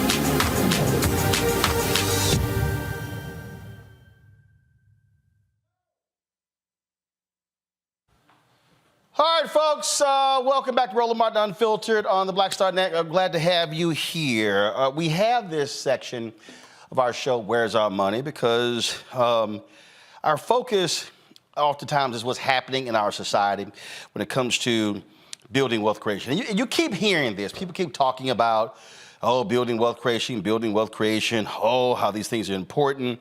A lot of times, I hear these conversations, I see these panels of people talking about building wealth creation. I sort of laugh at many of them because when I see the people on a panel, the first thing I go is, any of them wealthy? Any of them actually got money? Any of them actually own businesses? It sort of drives me crazy when I hear a lot of these things take place. And I know somebody's sitting here saying, man, I think you're being too hard. No, I'm not being too hard, because if we're going to be honest about what is needed and required, is I believe there has to be a fundamental change in mindset. When I look at a lot of the discussions, panels that we sit on, I've done this at Congressional Black Caucus, and I remember speaking before U.S. Black Chamber, Inc., Ron Busby's group, and I said to them, y'all should never allow a conversation to be had about wealth creation if you're not on the panel. This is no slight. Let me be very clear. I'm going to say something. This is not throwing shade at any group or anyone. But I said to the U.S. Black Chamber, Inc., how can you allow there to be conversations about black wealth creation, and I see the NAACP and the National Urban League on the panel, and you're never on the panel? I said, I said, that makes no sense to me. I said, because they're not experts at that. So the other day, I was on social media, and I came across this clip here of my man, Dennis Kimbro. And let me get the clip set up. And I saw it, and I started laughing. I mean, I've heard him speak. We've chatted many times before. And those of you who at Morehouse have know him as well. And so I saw this clip, and I said, let's get him on the show. Go to my iPad. Black America, you are the only group. You are the only group that don't profile your wealth creators. You got 6 black billionaires out there. Can you tell me the 6? Oh, I don't know. Well, that's the problem. That's the problem. Black America, how do you get up and look in the mirror in the morning knowing you only got 35,000 black millionaires? You almost got the same number of millionaires that Qatar has. You got about 35,000 millionaires in Qatar. You got 34 million African Americans in the United States, and you barely have 900,000 people who live in Qatar. What are you doing? Black America, you are the only group. You are the only group that don't profile your wealth creators. You got 6 black billionaires out there. Can you tell me the 6? Oh, I don't know. Well, that's the problem. That's the problem. Black America, how do you get up and look in the mirror in the morning knowing you only got 35,000 black millionaires? You almost got the same number of millionaires that Qatar has. You got about 35,000 millionaires in Qatar. You got 34 million African Americans in the United States, and you barely have 900,000 people who live in Qatar. What are you doing?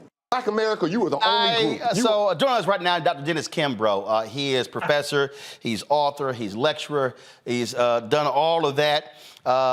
He is, of course, a good man of distinction. Scott, I don't think you can claim him your frat, Scott. I don't think so. He's a good Kappa man, right? He's a good Kappa man. I know Dr. Kimbro. He's a good Kappa man, right? Nope. Nope. Of course not, Alpha man. Nice try, but you came up short again. Doc, the reason I thought this was important to talk about is because I can't tell you how many times I'm attending events and people are having these conversations, and the first thing I do is, do they own anything? Have they had any P&L responsibility? Have they hired anybody? And I just think we have lots of conversations that are nothing more than rhetorical masturbation. It only pleases the person talking. Doc, you there? Yeah, I'm here. I didn't know that was a question. No. That was a statement that he can respond to. Go ahead. Well, yeah, you're asking me a question, and thank you very much, Roland, for giving me this platform. I'm eternally grateful, and yes, you and I go way back, and we come way forward. And speaking of going way back, that clip that you showed, that was at the beginning of my data search in terms of black millionaires. So it's got some age on it. And thankfully, at the time when I was writing that book, thanks to Federal Reserve, U.S. Trust Survey, IRS, Census Bureau, when I put all that data together, there were only 35,000 black millionaires, according to the Fed. Now, that was almost 20 years ago.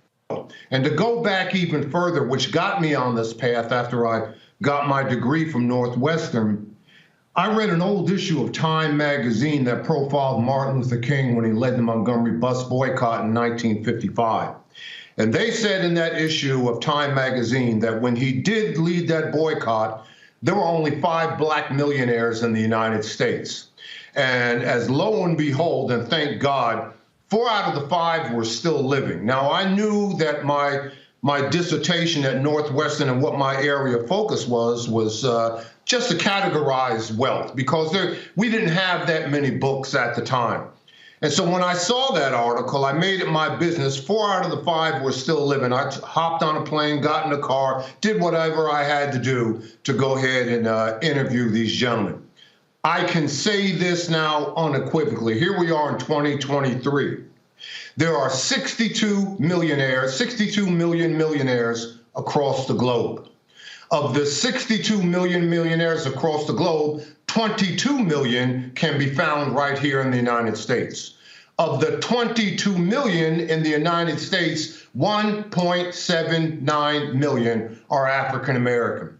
So we have made some changes. It looks like we're getting the memo. Hold on. So again, for the person listening, you say of the 22 millionaires in the United States, there are 1.79 million African Americans. Now, for the person who, again, because I think part of the problem here, Doc, is when people think millionaires, they're thinking the bling, they're thinking the massive houses and stuff. No, when you say millionaires, we're talking about people with what? $1 million in assets? How do you define that? Net worth. I use the same formula that's used at the Fed. Assets minus liabilities minus primary source of residence. If you threw the residence in there, then of course everybody out in California, everybody in New York would certainly walk up to the starting line. Got it. But the fact of the matter is that we are getting the memo, but we're not getting the memo on the level that we should. Why? Because, Roland, I'm a Johnny-come-lately. What I've done isn't anything special. Because Black America, your most prolific scholar, W.B. Du Bois, in 1879, or actually 1877 through 79, he wrote the seminal work, The Negro in Business. Now, how did he do that? Okay, he was teaching at Atlanta University, arguably the same school that I teach right now that has now become Clark Atlanta University. And after school in the spring semester, he would hop on a train as far south as Jacksonville, Florida, and travel as far north as Boston, Massachusetts. And every step along the way, he would get off the train and interview Black business owners. Well, you're fortunate if you get a chance to read that book. Only your better university libraries, and I don't even know if any public libraries would have a copy of that more than 800-page book. And the book is called again what? The book is called what?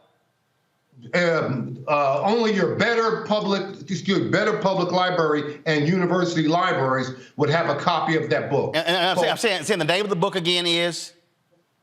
The name of the book is The Negro in Business. Got it. Go ahead. Okay, The Negro in Business. If you don't get a chance to read the complete compendium, that book, just read the first 30 pages because he has two profound quotes within the first 30 pages. Number one, he says, the man or woman who won't control his or her finances won't control anything else. Now, what in the world does that mean? If you don't care about the money in your pocket, what do you care about the level of Black on Black crime? What do you care about the scarcity in terms of high school graduation rates within the community and the like? And then number two, he says, nothing positive will ever occur in a community that fails to circulate its dollars. Now, he wrote this in the late 1890s, and those two quotes are applicable today. So in 1897, Du Bois writes The Negro in Business. 15 years later, in 1913, Booker T. Washington writes his book, and he uses the same title, The Negro in Business. Now, that book that Booker T. Washington wrote, they only had 25,000 copies printed of the hardback. Now, here you are in my study, and I can turn around right there and look behind me. I got rows and rows of books back in my study, but here I am by my computer. I have the 30 books that had a profound impact on my life. Booker T. Washington's book was one of those books. So the days are gone in which we can say the white man this, white America, blah, blah, blah. No, you've got to be a participant in your own rescue. And I'm not saying everybody's got to be a millionaire or billionaire. Hell, I'm talking, right now you got about 3,000 billionaires across the United States. And on any given day, you would have anywhere from 12 to 15 African-American billionaires. I've been blessed to interview 4 of the anywhere from 12 to 15. That's not my stick. I want you to be completely and totally fulfilled. But the fact of the matter is you have got to change your mindset in the environment that we are right now. The economy that we have right now, we've gone from agricultural to industrial to information technological, whatever. Right now, we are in the creator's economy. And what does that mean? That means you create your own economy. In the next year, year and a half, maybe 2 years, there'll be 8 billion people on this planet. And what in the world does that mean? That means 8 billion sets of ears, 8 billion sets of eyes for you to share your product, for you to share your service. So what in the world are you going to do? Now, what I found out writing The Wealth Choice, and I've been blessed. It was a lot easier to write The Wealth Choice than Think and Grow Rich or Black Choice or What Makes a Great Great, because I had a little, I guess, I had a little brand equity at that particular point. But the folks, number one, I used a full-blown survey. When Tom Stanley wrote The Millionaire Next Door, and I'm not saying it was easier for him than it is me, research is research, okay? Yep. And as you know, I'm not going to make this an MBA class, but there's 2 types of research. There's what we call applied research, and there's theoretical research. And I was looking for the applied research. I wanted to talk to folks who did this for a living and who were 7 figures. So if I profile anybody in my book, and if I surveyed anybody in my data, they were 7 figures. So I used a full-blown survey in which I asked these black millionaires 118 questions. And the survey was divided into 4 different factors, everywhere from demographics to success factors. Number 2, I held 6 focus groups around the country. If you were an African American and you weren't 7 figures, you did not get into the focus group. Not because I didn't want you, not because you didn't have anything to say, but you weren't my target demographic. So where were those focus groups? I had 3 in Atlanta. I had 1 in Washington, D.C. The focus group that I had in Washington, D.C., there were more than 110 black millionaires in that focus group. Carla Harris, the most powerful black woman on Wall Street, Morgan Stanley, she was in that focus group. Bob Johnson, one-time owner, the Charlotte Honors and BET founder, he was in that focus group. Michael and Steve Roberts, the Roberts brothers, you're billionaires, okay, out of St. Louis, they were in that focus group. And again, I had a small focus group in Omaha, Nebraska, and I had an even smaller focus group, a boutique focus group with only black females out in Las Vegas. And the reason why I held these focus groups, I wanted to see how black millionaires interacted with each other. And that's what we get wrong as a race. There's no bling bling. There's no beating on the chest. There's no look at me. There's no latest fashion. Folks showing up in tattered jeans, folks showing up and work shirts and this, that, and everything. That's what I wanted to see. Right. And that's what we get wrong. When we think of black millionaires, we think of high-priced athletes. We think of entertainers. We think of cryptocurrency. That's the wrong vibe. These aren't those individuals. And I can give you, the demographic on what the average black millionaire looks like. The average black millionaire is 52 years old, lived in the same home for more than 20 years. Bought that home more than 20 years ago for $175,000, and now the appraised value is close to $500,000. And yes, they have burnt the mortgage. They drive 4 cars, and neither of them are brand new. Boom. Some just might be a little bit more newer than the others, but 2 of those 4 cars are really going to have some miles on them. So that's what we get wrong.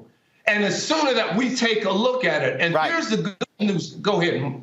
Well, the reason, first of all, you're on point, and the reason that I also wanted this because I was watching this video, and it was the brother. He was described as being rich, and another brother, working man. And they were having this conversation, and the rich brother was telling this brother, you ain't a real man until you paying 100% of the bills. And I was like, this is the stupidest shit I've ever heard in my life. And the reason it pissed me off, it was stupid, because we got folk who are walking around with egos. We got men who are saying that. We got women who believe that. And I'll say the common denominator, if anybody's walking around saying that, those are likely people who don't know any wealthy people whatsoever. Because, and I'll give you the perfect example. I will use the example. I was telling somebody today, Paula Madison. So Paula Madison, her husband Roosevelt is a makeup artist, and he did makeup for Tom Brokaw.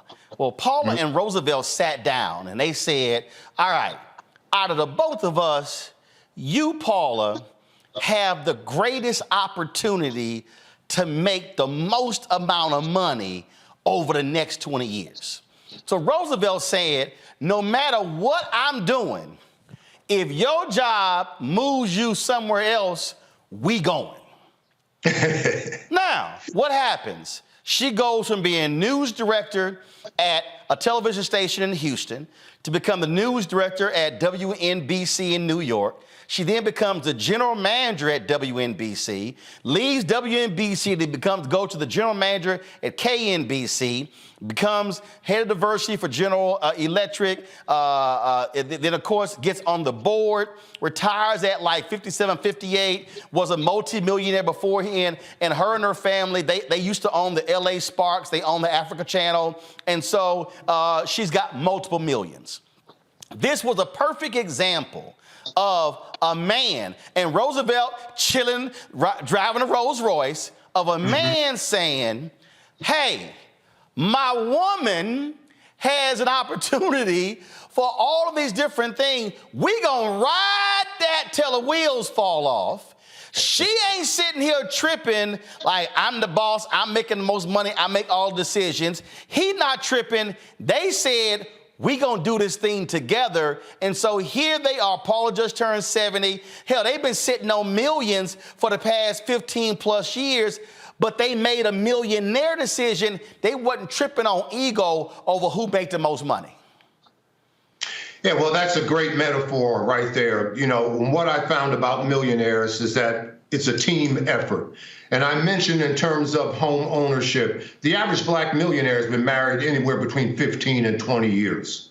So the fact of the matter is they look at it as a team. All right, so you look at me. I've been married close to 50 years, and me and my wife, we were seniors in college when we got married. We got married by a justice of the peace, but we had one thing in mind. We wanted to do a little bit better than our families. Because when you look on my wife's side, neither of my in-laws finished high school. When you look on my side, yes, my father did finish high school, but my mother had a 7th grade education. So we knew that, hey, listen, we're not only going to succeed, but we're going to succeed for our family. Where no one's Jonathan Living Seagull and no one flies alone. And unfortunately, I think that's what Generation Z doesn't really capture, but that's a sermon for another Sunday. But as I said before, Roland, you know, we are in a creator's economy. Yep. And every dollar bill is up for grab. And you have got to decide. And when I talk about decide, I found 7 laws of wealth and 2 rules of wealth that black millionaires always abide by. The number one law of wealth is knowledge. And people ask me all the time, well, you know, there are 10 different forms of wealth, and money is only one of them. As a matter of fact, money's not number 1 and money's not number 2. Money is number 3.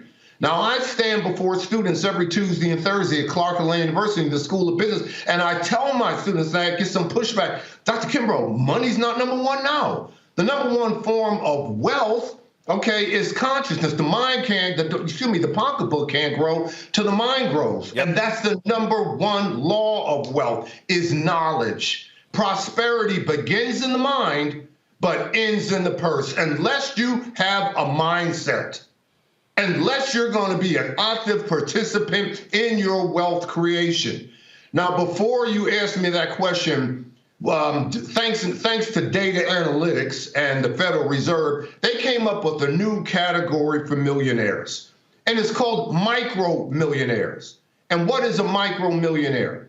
You may not be able to see that one day, oh man, you're going to go ahead and crack the code on 7 figures, blah, blah, blah. But when you assay it down, when you assay millionaireship down, again, I asked them 118 questions. The one question that came back, and I didn't have to perform multiple regression to get this answer. The one question that came back 99.9% of the time, I asked them, I said, how old were you when you broke 6 figures? And 99.9% of the time, they said by age 30.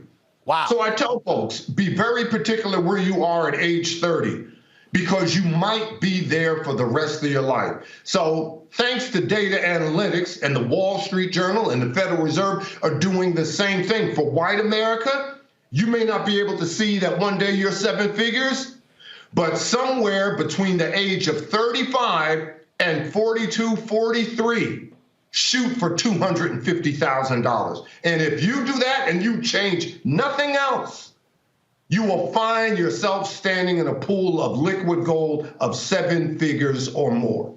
Now, why is that critical? Because I can see it walking up and down the streets of Peachtree. Yes, here I am in Atlanta, Georgia. And what do we know about the demographics of African Americans in Atlanta, Georgia? The average household income, Black America here in Atlanta, Georgia, is about $45,000 a year, okay?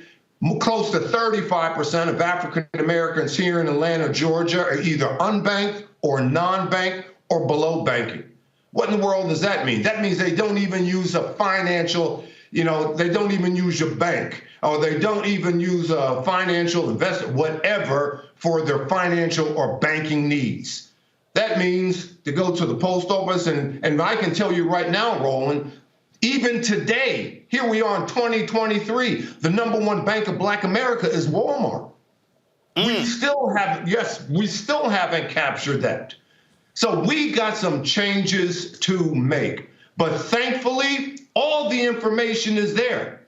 And you can be, you can have, you can do if you're willing to put the time and effort in. Hold on one second. I'm going to go to a break. We come back. My panel, I know they got some questions. Can't wait to get in on this conversation.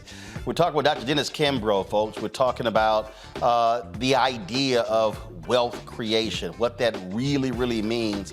How do we attain that? And y'all heard me talk about this all the time.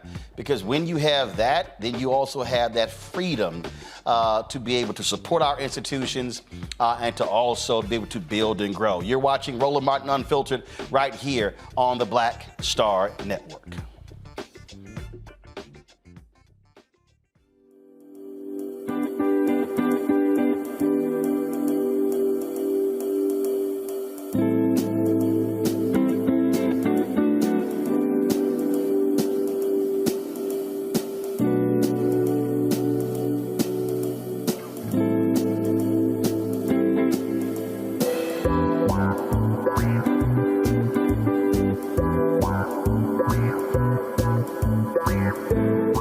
On the streets, a horrific scene, a white nationalist rally that descended into deadly violence.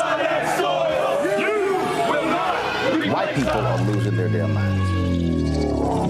An angry pro-Trump mob storms the U.S. Capitol. We're about to see the rise of what I call white minority resistance. We have seen white folks in this country who simply cannot tolerate black folks voting. I think what we're seeing is the inevitable result of violent denial. This is part of American history. Every time that people of color have made progress, whether real or symbolic, there has been what Carol Anderson at Emory University calls white rage as a backlash. This is the rise of the Proud Boys and the Boogaloo Boys. America, there's going to be more of this. Here's all the Proud Boys, Dave. This country is getting increasingly racist in its behaviors and its attitudes because of the fear of white people. The fear that they're taking our jobs, they're taking our resources, they're taking our women. This is white fear.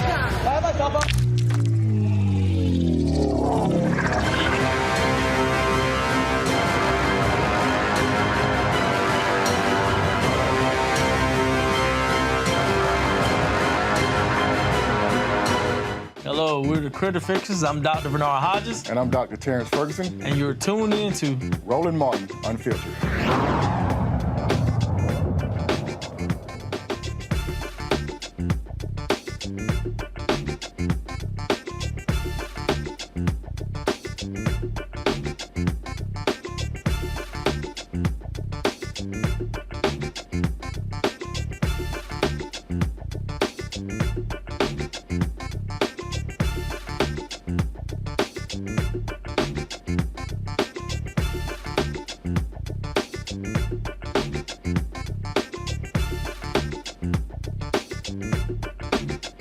All right, folks, welcome back to Roland Martin Unfiltered. We're talking about our segment called Where's Our Money? We're talking with Dr. Dennis Kimbro, author, professor. Books include The Wealth Choice and Think and Grow Rich, a black choice among them. I got this one question before I go to the panel. Doc, you talked about cars being owned.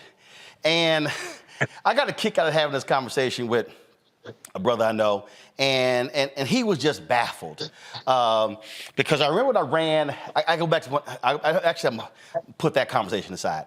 When I ran the Houston Defender, we're talking this is 2000, so this is 23 years ago. So it was a young brother on my staff. He was a graphic designer. He owned a Ford Explorer. So he gets a raise. Then he goes out and he buys a Ford Expedition. Now, he had already put in a sound system in the Explorer. And so probably about 6 months after getting the Expedition, man, he was whining, complaining about the note on the Expedition. And I remember asking him, I said, I'm curious. It's just you and your girlfriend. Why did you go buy an Expedition? And he's like, well, I wanted a bigger vehicle. I said, but it's two of y'all. You had a Ford Explorer that was just perfectly fine. The reason I'm laughing at that because I bought my Lincoln Navigator, and the only reason I bought that because 6 of my nieces came to live with us, and I literally needed a bigger vehicle to carry 8 people around. Got a cashier's check the day I bought it off the lot. I said, I ain't paying no damn interest. Y'all can go to hell. Crossed the 200,000 mark last month. So I've had that. So it'll be this month, November, it'll be, 15 years since I got. That's the only car I've owned since 2008.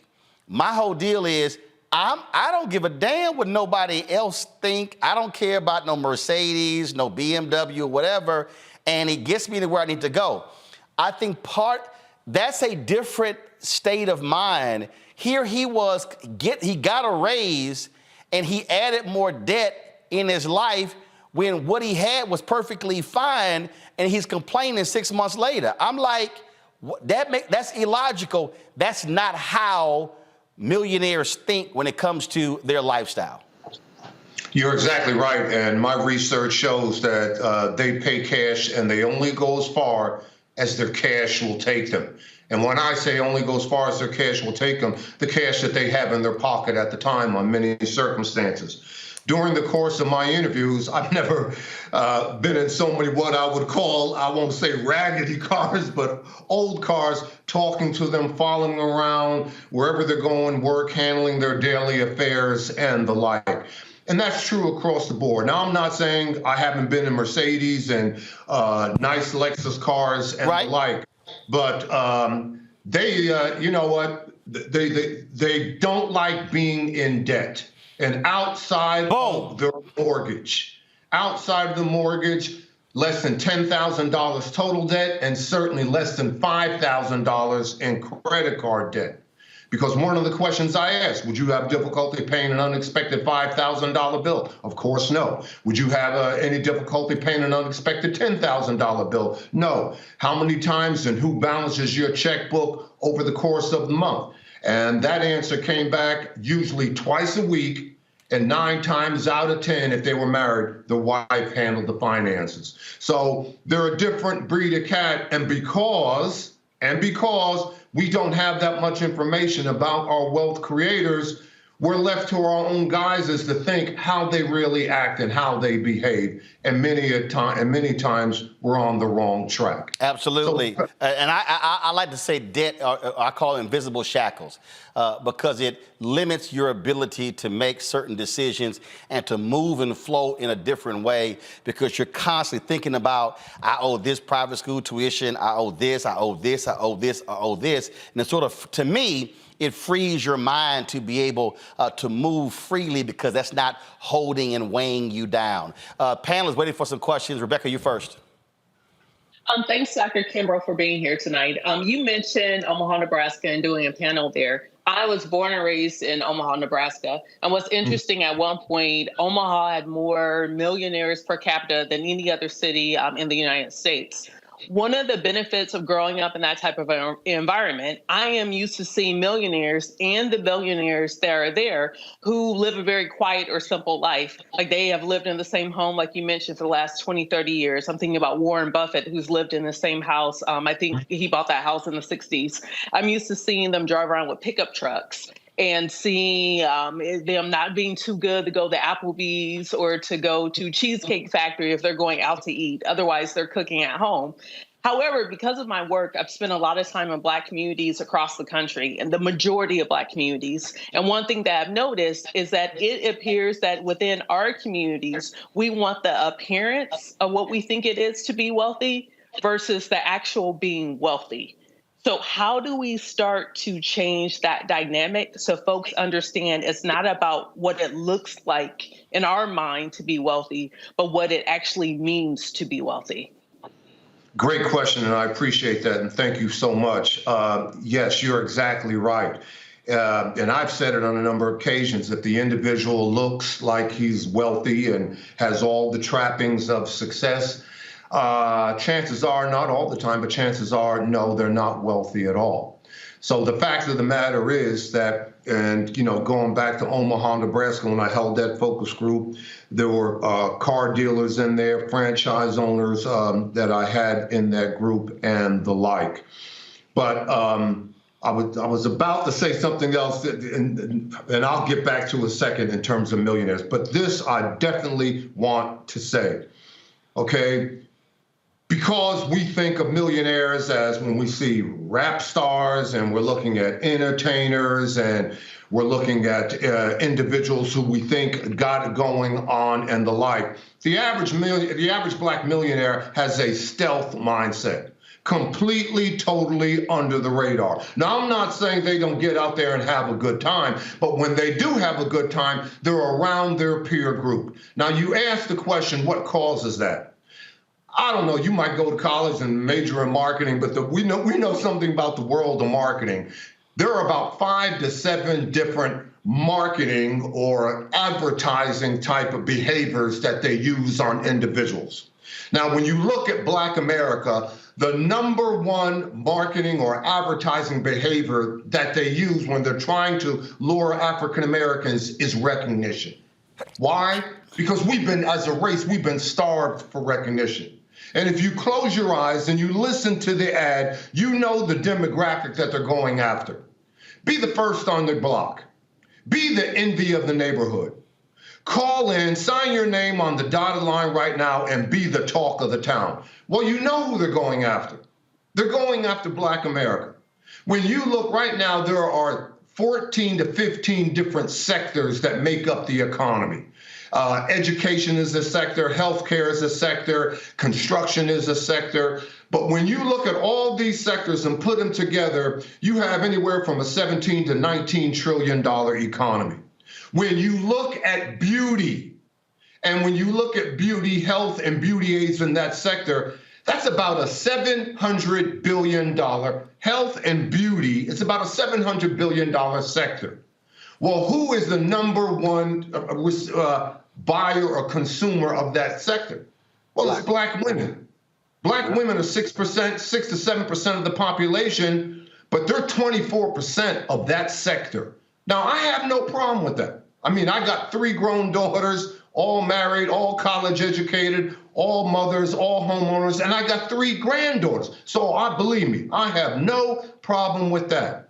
But we have got to learn to do what every other group does, and that's leverage their consumer behavior.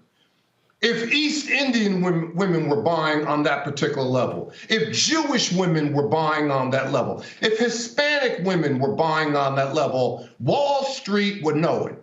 Now, how would they know it? Well, I told you I teach at Clark Atlanta. So if we are number one in the beauty industry, a $700 billion industry, and we have some Black hair care and Black cosmetic companies and blah, blah, blah, well, they get less than 1% of the total. But if we are 6%, 7% of that industry, or 24% in terms of consumer behavior, wouldn't you expect to see some Revlon scholars in my class? Wouldn't you expect to see some of the young ladies in my business seminar class on full ride L'Oreal scholars? Every other group does that. Why not us? L'Oreal, MAC, keep going. You know, there's a carrot at the end of the stick, and they're reeling the carrot in based on our consumer behavior because the buying emotion is recognition. Boom. You know what? There's a book out there, Paco Underhill, Why People Buy. I bring in books all the time to my students. I said, all right, so your marketing concentration, you got to buy this book. And what is the book? It's called The Go-Getter, or it's called the Hit the Sweet Spot. All right, here I am. I teach at Clark Atlanta, only 4 miles from Coca-Cola. You go up on the 10th floor of Coca-Cola where all the executive vice presidents are, and you look in every office, and you'll see that book, Hit the Sweet Spot. Why? It's all about buying emotion. And the same thing occurs in terms of our consumer behavior. Now, you may not want to be an entrepreneur. You may know how to own a side hustle, whatever. But one aspect you cannot escape, and that's consumer behavior. Boom. Your credit score. So when it comes to you buying and your credit score, don't think of yourself as a consumer.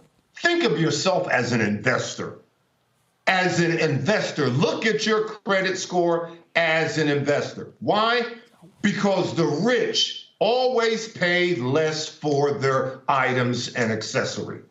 So you go into Best Buy, you go there and you see a flat screen and they got, the nameplate, what the price is on there. Pull them aside. I'm paying cash. What's the cash price? If they don't have a cash, if you did have a cash price, what would it be? What type of discount can I get? Why? Because they know, and people know, it's called, in economics, it's called velocity. And Roland, what in the world is velocity? Okay, so I got an 18-year-old granddaughter who's a junior at Savannah State. She's a biology major. And I love her to death. And I try to help my grandkids out if they need a little change and this, that, and everything. But if I gave that child right now, and I said, here you go, here's $100. In terms of velocity, that would have a quick effect on her lifestyle.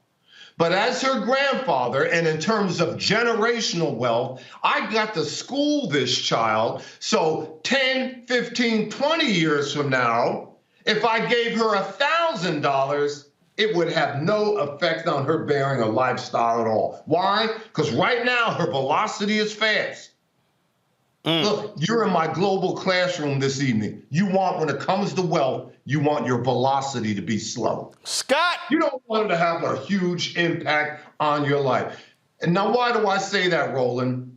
Because more than one half of my race, as soon as we get up in the morning, we got one goal and one goal only: to get through this day by any means necessary. Right. They are in complete survival mode. And we have got to change that behavior from a poverty mindset to a wealth generation mindset. Scott? Yeah. Hey, Doc. Love your research. Quick question for you. Of your research of those Black millionaires, right? How many inherited their wealth? How many gained it through real estate or entrepreneurship or multiple streams of income?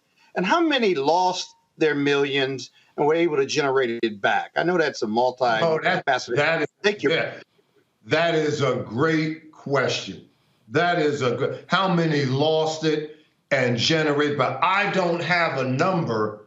But yes, I know during my research, here's the thing. All right, so I asked them 118 questions. Surveyed more than 1,000 simply because I wanted the data to be valid and I wanted it to be reliable.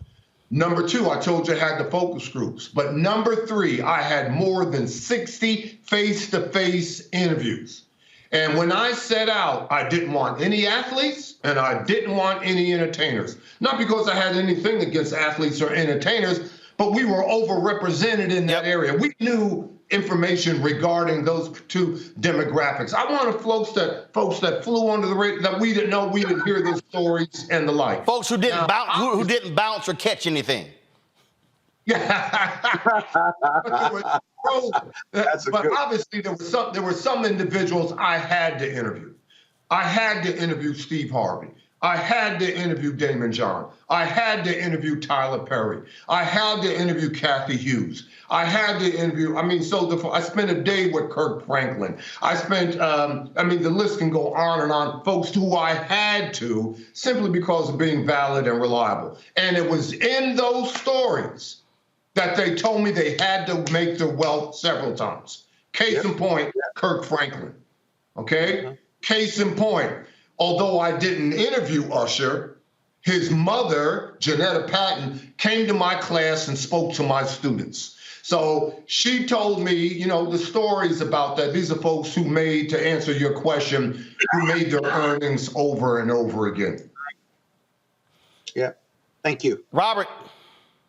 I always love it when Clark-Atlanta University is properly represented. I'm usually the minority here, but it's absolutely outstanding to have you in this conversation. While I was a student at Clark, one of my economics professors said that money is spent in the light, but wealth is built in the darkness. He kind of, everybody in Atlanta all of a sudden wants to start a boutique or, the next trending restaurant to be the next slutty vegan. Can you kind of talk about the real way that wealth is generated in our community and real types of businesses that really grow and expand. I have someone who was a student with me at Clark Atlanta. They started a business where they literally picked up waste from restaurants and just took it to the landfill for them during hours that the city couldn't do it, et cetera. Dumpsters couldn't do it. He was a millionaire before 30, picking up garbage and trash, but that's not the shiny, bright object that gets you on a reality show on social media. So people don't really think about that. You can talk about the hard work in the industry that people don't think about that actually leads to generational wealth.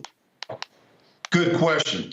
And the reason why, because the millionaires who I surveyed and interviewed, they didn't see it. They didn't get in this game for the money. They got in the game as a labor of love. Yep. Something that they were completely engaged in. And that is the difference. Because I remember a couple of times in my focus groups, I asked the question, did you know the day or the week in which you crossed the 7-figure threshold? And no one can answer that question for me. Why? Because their head was down and they were completely engaged in what they were doing at that particular time. Yep. So here's the key. Here is the mindset. And these are the questions that you've got to ask yourself in this creator economy. Question number one, where have you been? Now, what do I mean by where have you been? If you are just getting the email now, you're 40, you're 50, you're 60 years old, you got to account for your time. What in the world have you been doing? Do you know your area of excellence? And if you don't know your area of excellence, I need to know why you don't know your area of excellence. Why? Because you can't repeat the same behaviors over and over. Question number two, why are you here? Well, that's a great question. We're all here to serve somebody. Service is the price you pay for the space that you occupy, and anybody can serve. And the bottom line is not, look, in terms of money is not the bottom line. I tell my students all the time, and they give me pushback and say, Dr. Kimbro, you're the only person I know who writes books about wealth and this and money, but your books have nothing to do with money. No, money is not the bottom line. Well, what is the bottom line? Love is the bottom line. I don't care if you're working for a living, you're employed for a living, you love your job, you're going to get the parking space closest to the building.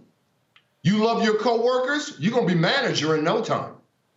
You love your coworkers, or you love your job, or you're an entrepreneur and you love your customers, guess what? You're going to get more customers.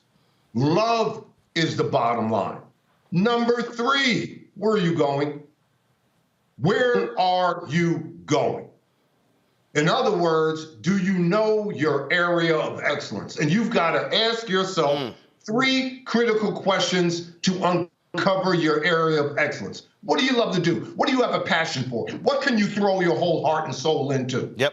I remember when I was with John Johnson, I'm probably the last individual to interview the godfather of Black entrepreneurship. I interviewed this man several times, and there I am, 820 Michigan Avenue, up there in his office, sitting right across his desk while he's signing contracts, looking at makeups of new, covers of Ebony and Jet magazines. And I said to him, Mr. Johnson, if you weren't, a magazine publisher and you weren't publishing Ebony magazine, what would you be doing? And he picks up a mock interview from an upcoming issue of a magazine, and he goes just like this. I love magazines. I love the colors. I love the feel. I love the textures. How are you going to beat an individual like that? You can't. So what do you love to do? Question number two, if you weren't rewarded, if you weren't compensated for your work, what would you do for free?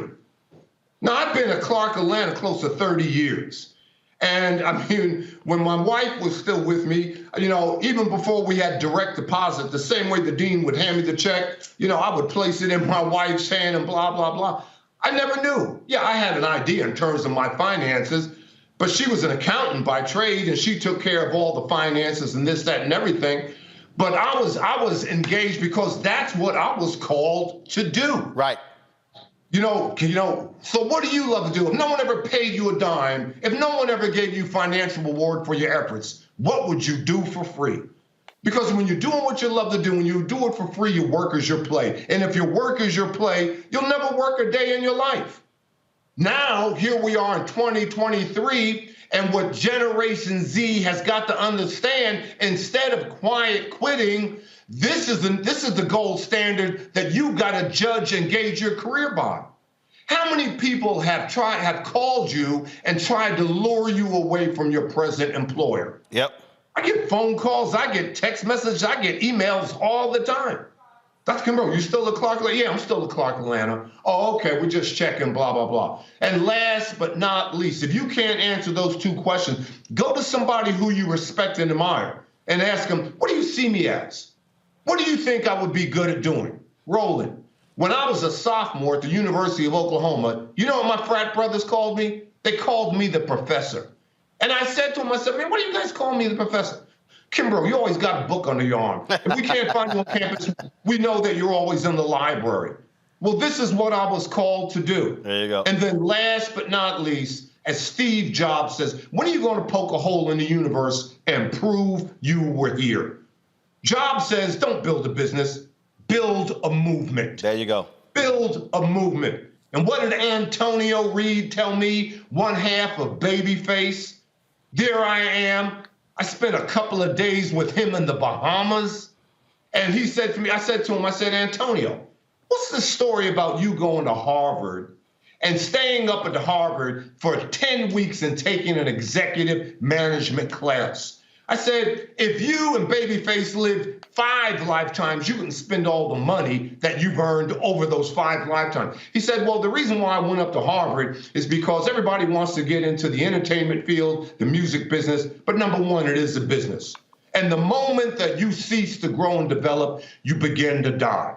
And then number two, he says, look, and I put this on a sign in my classroom. They just painted my classroom, so they took the sign down. But Roland, the sign read, if you don't read, if you don't study, if you don't grow, if you don't develop, if you don't go to the seminars, the conferences, the workshops, if you don't sit in the front row, in the first seat, another student will. And the day that you meet that other student, you lose. So what in the world am I saying? You got to take time to get the information in. Yep. Never forget, the bigger the house, the more books they have in their personal library.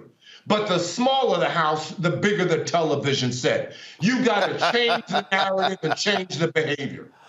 Dr. Dennis Kimbro, always a pleasure, folks. One of his books, The Wealth Choice, Think and Grow Rich, A Black Choice. We appreciate you joining us, and we'll certainly have you back because it all starts right here. Appreciate it, Frat.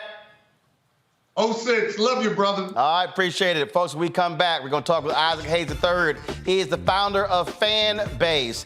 They're closing this raise, but also, why did LinkedIn kick him off of their platform for doing nothing? We'll explain next. You're watching Roland Martin Unfiltered right here on the Black Star Network.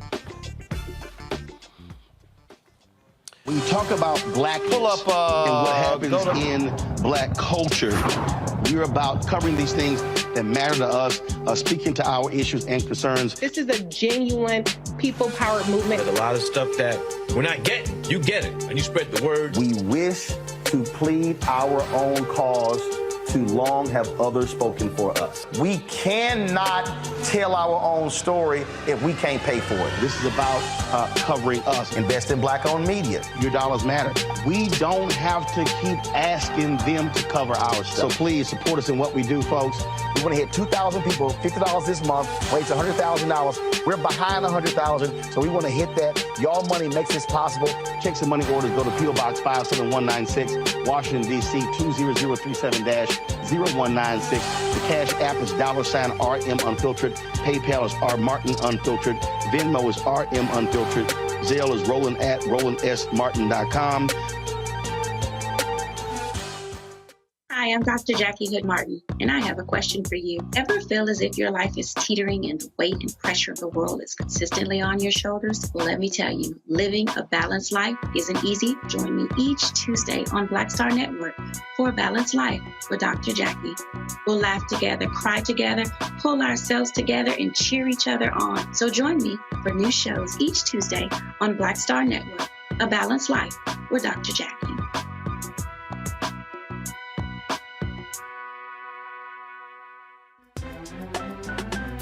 I'm Faraji Muhammad, live from LA.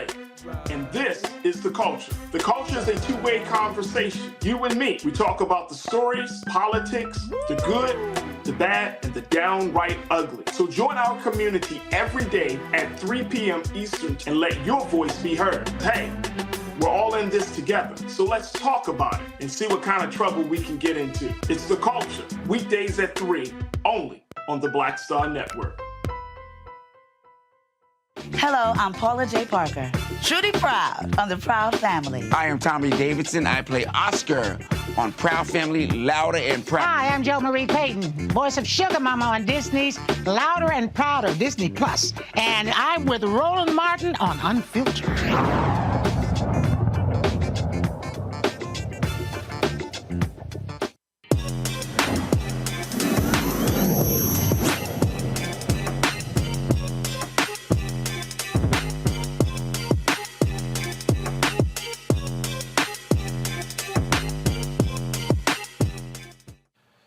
Massive amounts of wealth has been generated in the past decade or so in the technology area. Isaac Hayes III, the founder of Fanbase out of Atlanta, joins us right now. They are in the final stages of their raise to close out this period. But before I get to that, I got to ask him this here. I saw you post this. The folks at LinkedIn have booted you from their platform for what? I'm back. I actually got back. Yeah. Really? Yeah. Okay, what happened? The app went viral. Roland, come on. The app went viral. And in the midst of this going viral, there was this little spat that was going on with Clubhouse. And right when that happened, I got kicked off the platform for a simple post that I always post, which is updating the raise, the amount of money we've raised. So I think somebody was just trying to give me a little hiccup, but it took probably about 6 weeks to get back on there. So yeah, but you also are calling them out. And because you've been, look, it's some other folk like Clubhouse been a little upset because you've been checking them, and they're mad because you went on in on their platform talking about Fanbase like other people don't go on Clubhouse talking about their stuff, and like Clubhouse not on other social media platforms touting their app. Absolutely. It's a competitive space, and I understand that. A lot of people are going to look to see, if Fanbase, continues to dominate in the way it's been dominating. And I say this, we're not going anywhere. We're growing. The app has over 500,000 users now, Rolling.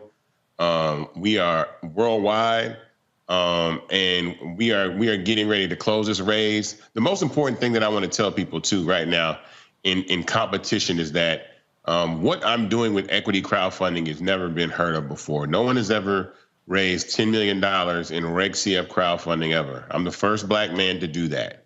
And that's an accomplishment. And it's really giving the opportunity for the users and anybody that's watching your program right now to actually own a platform that's gone from a $20 million valuation to a $50 million valuation to an $85 million valuation last year. So, that's why this is all an issue. It's very disruptive. We are closing this final round on Start Engine in 5 days. So 5 days is your last chance to invest in Fanbase before we close this round and go to Series A, and the value of the company is going to increase significantly because we have an amazing year. We've had a record year in growth, and so get ready. But I tell everybody to go to thestartengine.com and invest. The minimum to invest is $245. When I think about that, the people watching this program right now could close this raise today, right? So let me explain to the people who are watching. When you invest now, you invest in Fanbase now, and then it grows to $100 million, $250 million, $500 million valuation, $1 billion. That means that your initial $246, that the value, let's say that's one share, the value of that also grows. And so what you pay for $246 could be double that or triple that or 5 times that, depending upon the valuation, depending upon it going public, depending upon it being sold. Well, look, let me tell you something. I posted a post today about Orrin Michaels, and I talk about Orrin Michaels every time I'm on your program. Orrin Michaels put $5,000 into Uber in 2010. When the company went public in 2019, his $5,000 was worth $25 million. That is a 5,000x return. That means for every dollar he put in, he got $5,000 back. And so to imagine being able to put that type of capital into a company, and for that to happen on Fanbase would have to go from a $20 million company to a $100 billion company. Now, let me remind you, the market cap of Facebook right now is currently $800 billion. So I'm not even thinking about, getting as large as Facebook or Instagram's market cap or TikTok's market cap is like 400 or 500 billion. I'm talking about a $100 billion social media platform that you have a chance to invest in at the very, very beginning. I ask everybody, if you could have invested in Instagram or Facebook or Twitter or Snapchat when you first heard about it for $245, would you? Yes. The answer is you didn't hear about it because it was illegal and nobody wanted you to know, because they want the wealthy investors to have the best opportunity to invest in these startups over people like you, me, anybody that's watching that just wants to put their money into something other than gambling and lottery tickets and BS, right? And so Dr. Kimbro got me pumped up. I was listening the whole time because he was talking about building movements. That's when he mentioned Steve Jobs and talking about building a movement. Fanbase is a movement. It is a platform that is founded in the belief of building community and allowing anybody that wants to monetize their content to monetize their content. So that's what I tell everybody. So this guy put $5,000 into Uber. Yeah, look it up. He put $5,000 into Uber, and that $5,000 later turned to 25 million. Yep, 9 years later. And he was already a millionaire, though. But he was already a millionaire. And Roland, you and I know people with $5,000. Heck, we know people with $500, right? If 10 people put $500 into Uber and it turned into $2.5 million, would you have done that? Hell yeah. Exactly. But this is the reason we're doing this segment is because what I'm trying to, the reason, and also why we had Dennis Kimbro on, I'm trying to get folks to change the mindset, because if the people who are watching step back and ask themselves, what have I spent $246 on? And not necessarily I spent $246 one time. It's like when I had my nieces in the car and we were leaving church and they were like, Uncle Roro, where we going to eat? I'm like, we taking our ass home. And I'm like, it's 6 of y'all. Well, normally when we, after church, Aunt Jackie, we go out to eat. I was like, no, we ain't doing that. I said, because she ain't here. It was one of the rare weekends I was in town, and I had to walk them through. I said, so I was doing math. I said, okay, if the 7 of us go out, and the average meal for each person is going to be $25, how much is that?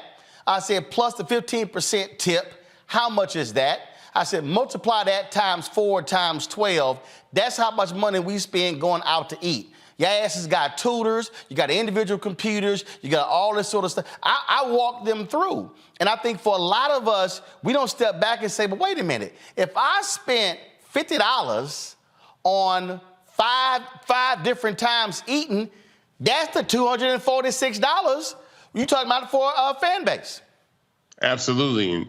And more than that, there are users that have used Fanbase since its inception and have already made their money back by using the app. They've already made, there's one user that has invested in Fanbase, but has already made $10,000 in revenue from monetizing their content. They put $245 in, but they've made $10,000 by simply using the app. And they still own it. So if anything, that investment still grows, so they're making money twice. Yeah, because they're making money on the front end, and then their equity is growing on the back end. Rebecca, question?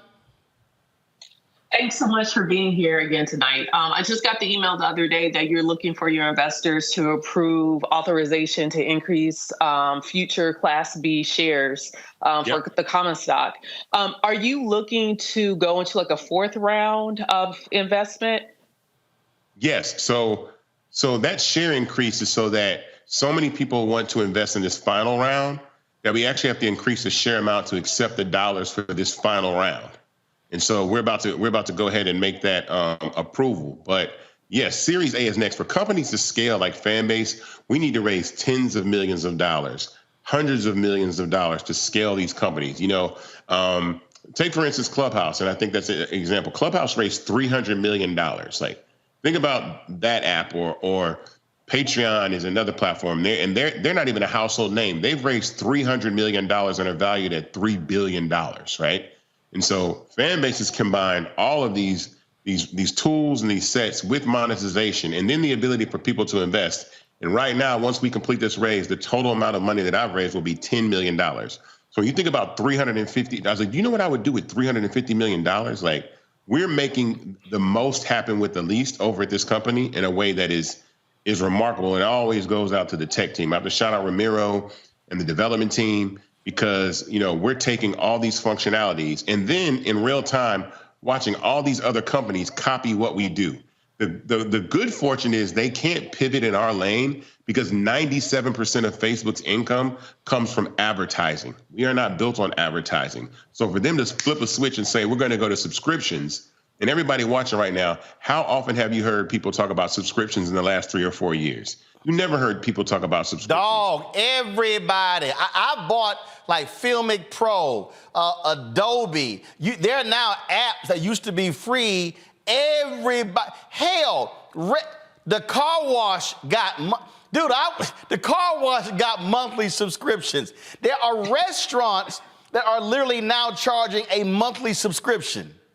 Yes, and subscriptions are the future. It's recurring, predictable revenue, right? Yep. But you take that to individuals like you and I that can monetize their health content, their cooking content, their financial content, their comedy, their dancing, their acting, their singing, their love for sports, their passions, right? And turn these into businesses. Like, we know the average American salary is between $40,000 and $60,000 a year, right? But again, I say 5,000 people, right? 5,000 people paying you $2.50 a month is $12,500 a month. That's $150,000 a year. That's more than 97% of Americans. So the money is there. It's not in your following, which all these platforms want you to have a large following so you make content so they can run ads. The money is in your subscriber base. And so us saying, look, go to startengine.com/fanbase, buy some shares in Fanbase, then download the app and use it, and then watch your money grow. Because again, the valuation of Fanbase, and I'm just being candid, the valuation of Fanbase was $85 million over 1 year ago. That is before we had a user spike of 100,000+ users in 60 days. Our MAU is up, 400 or 500%.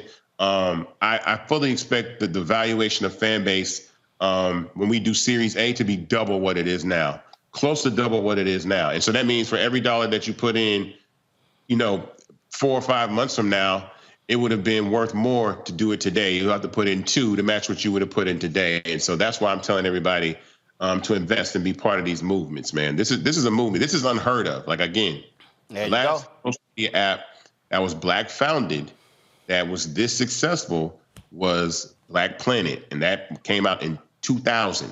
It's 2023. We've gone 23 years on another platform really breaking through. And to make that even more important, there have been tons of people that could have built apps and haven't, because this is very, very hard.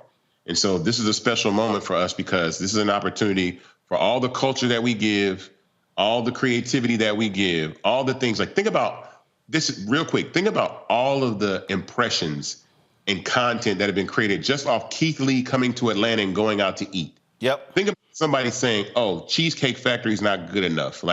But nobody owns these platforms where all this content is being made, or all these advertisements, all this engagement is going. That money is going in the pockets of people that don't look like us. And we're the ones making the platform value. But nobody at the top looks like us.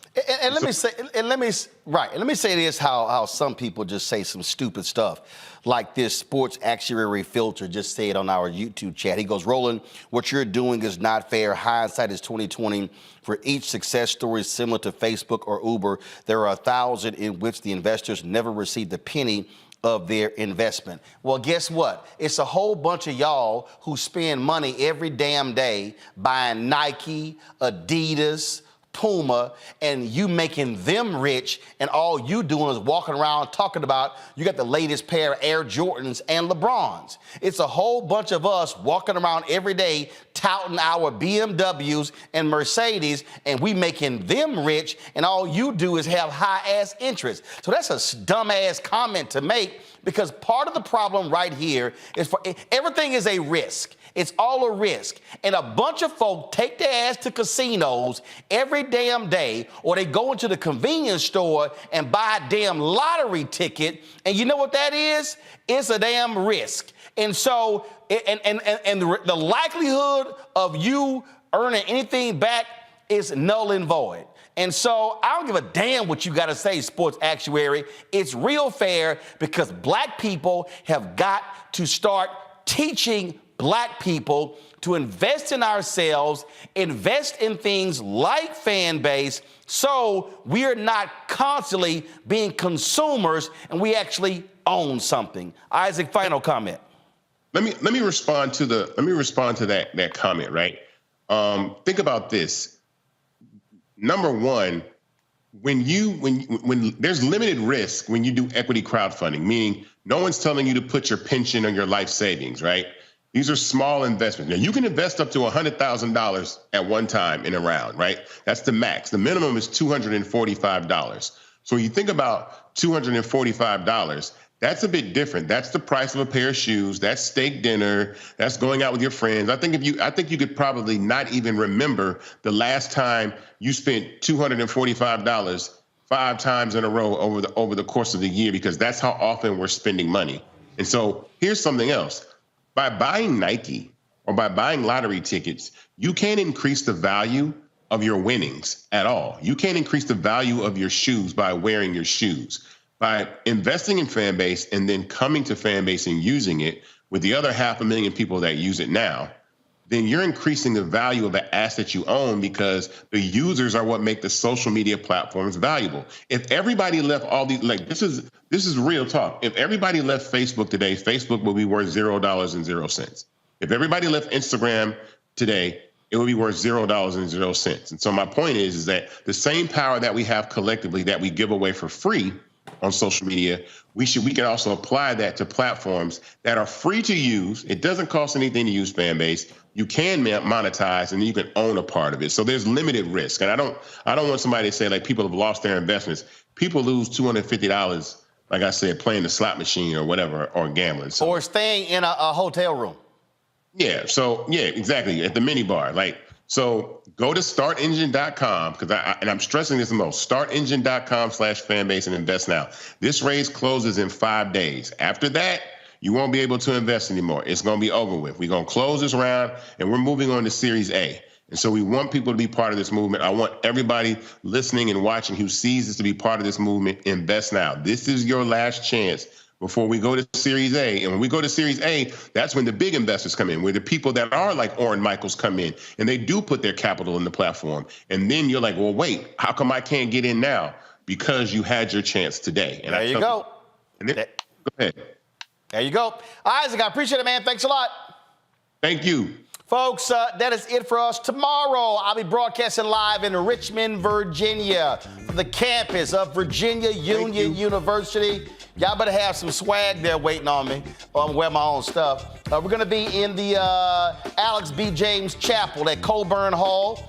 Looking forward to that. Want folks to come on out, pack the joint out. We're going to be talking about the Virginia elections and the impact on African Americans. As we speak, y'all, right now, there is a debate, the only debate going on in the Mississippi gubernatorial race between Brandon Presley and Republican Tate Reeves. Reeves has been running from Presley for the longest. It is a tight race. It is neck and neck. And so let's sit here and do what we can to get Tate Reeves out. He ain't done a damn thing for Jackson, Mississippi. He ain't done a damn thing for HBCUs. And so let's throw him. He damn sure hasn't done anything for Medicaid expansion that's health is needed in Mississippi. And so he needs to go. And so you can go check out, is it WPAT or BAT? It's WAPT-TV. It's a 1-hour debate. It started at the top of the hour. It's been going on for 26 minutes. All right, folks, that's it. I'm going to see y'all tomorrow live from Richmond, Virginia, right here. Roland Martin Unfiltered on the Black Star Network. Holla! Folks, Black Star Network is here. Oh, no punches! I'm real revolutionary right now. Support this man, Black Media. He makes sure that our stories are told. Thank you for being the voice of Black America, Roland. Stay black. I love y'all. All momentum we have now, we have to keep this going. The video looks phenomenal. See, there's a difference between Black Star Network and Black-owned media and something like CNN. You can't be Black-owned media and be scared. It's time to be smart. Bring your eyeballs home. You dig?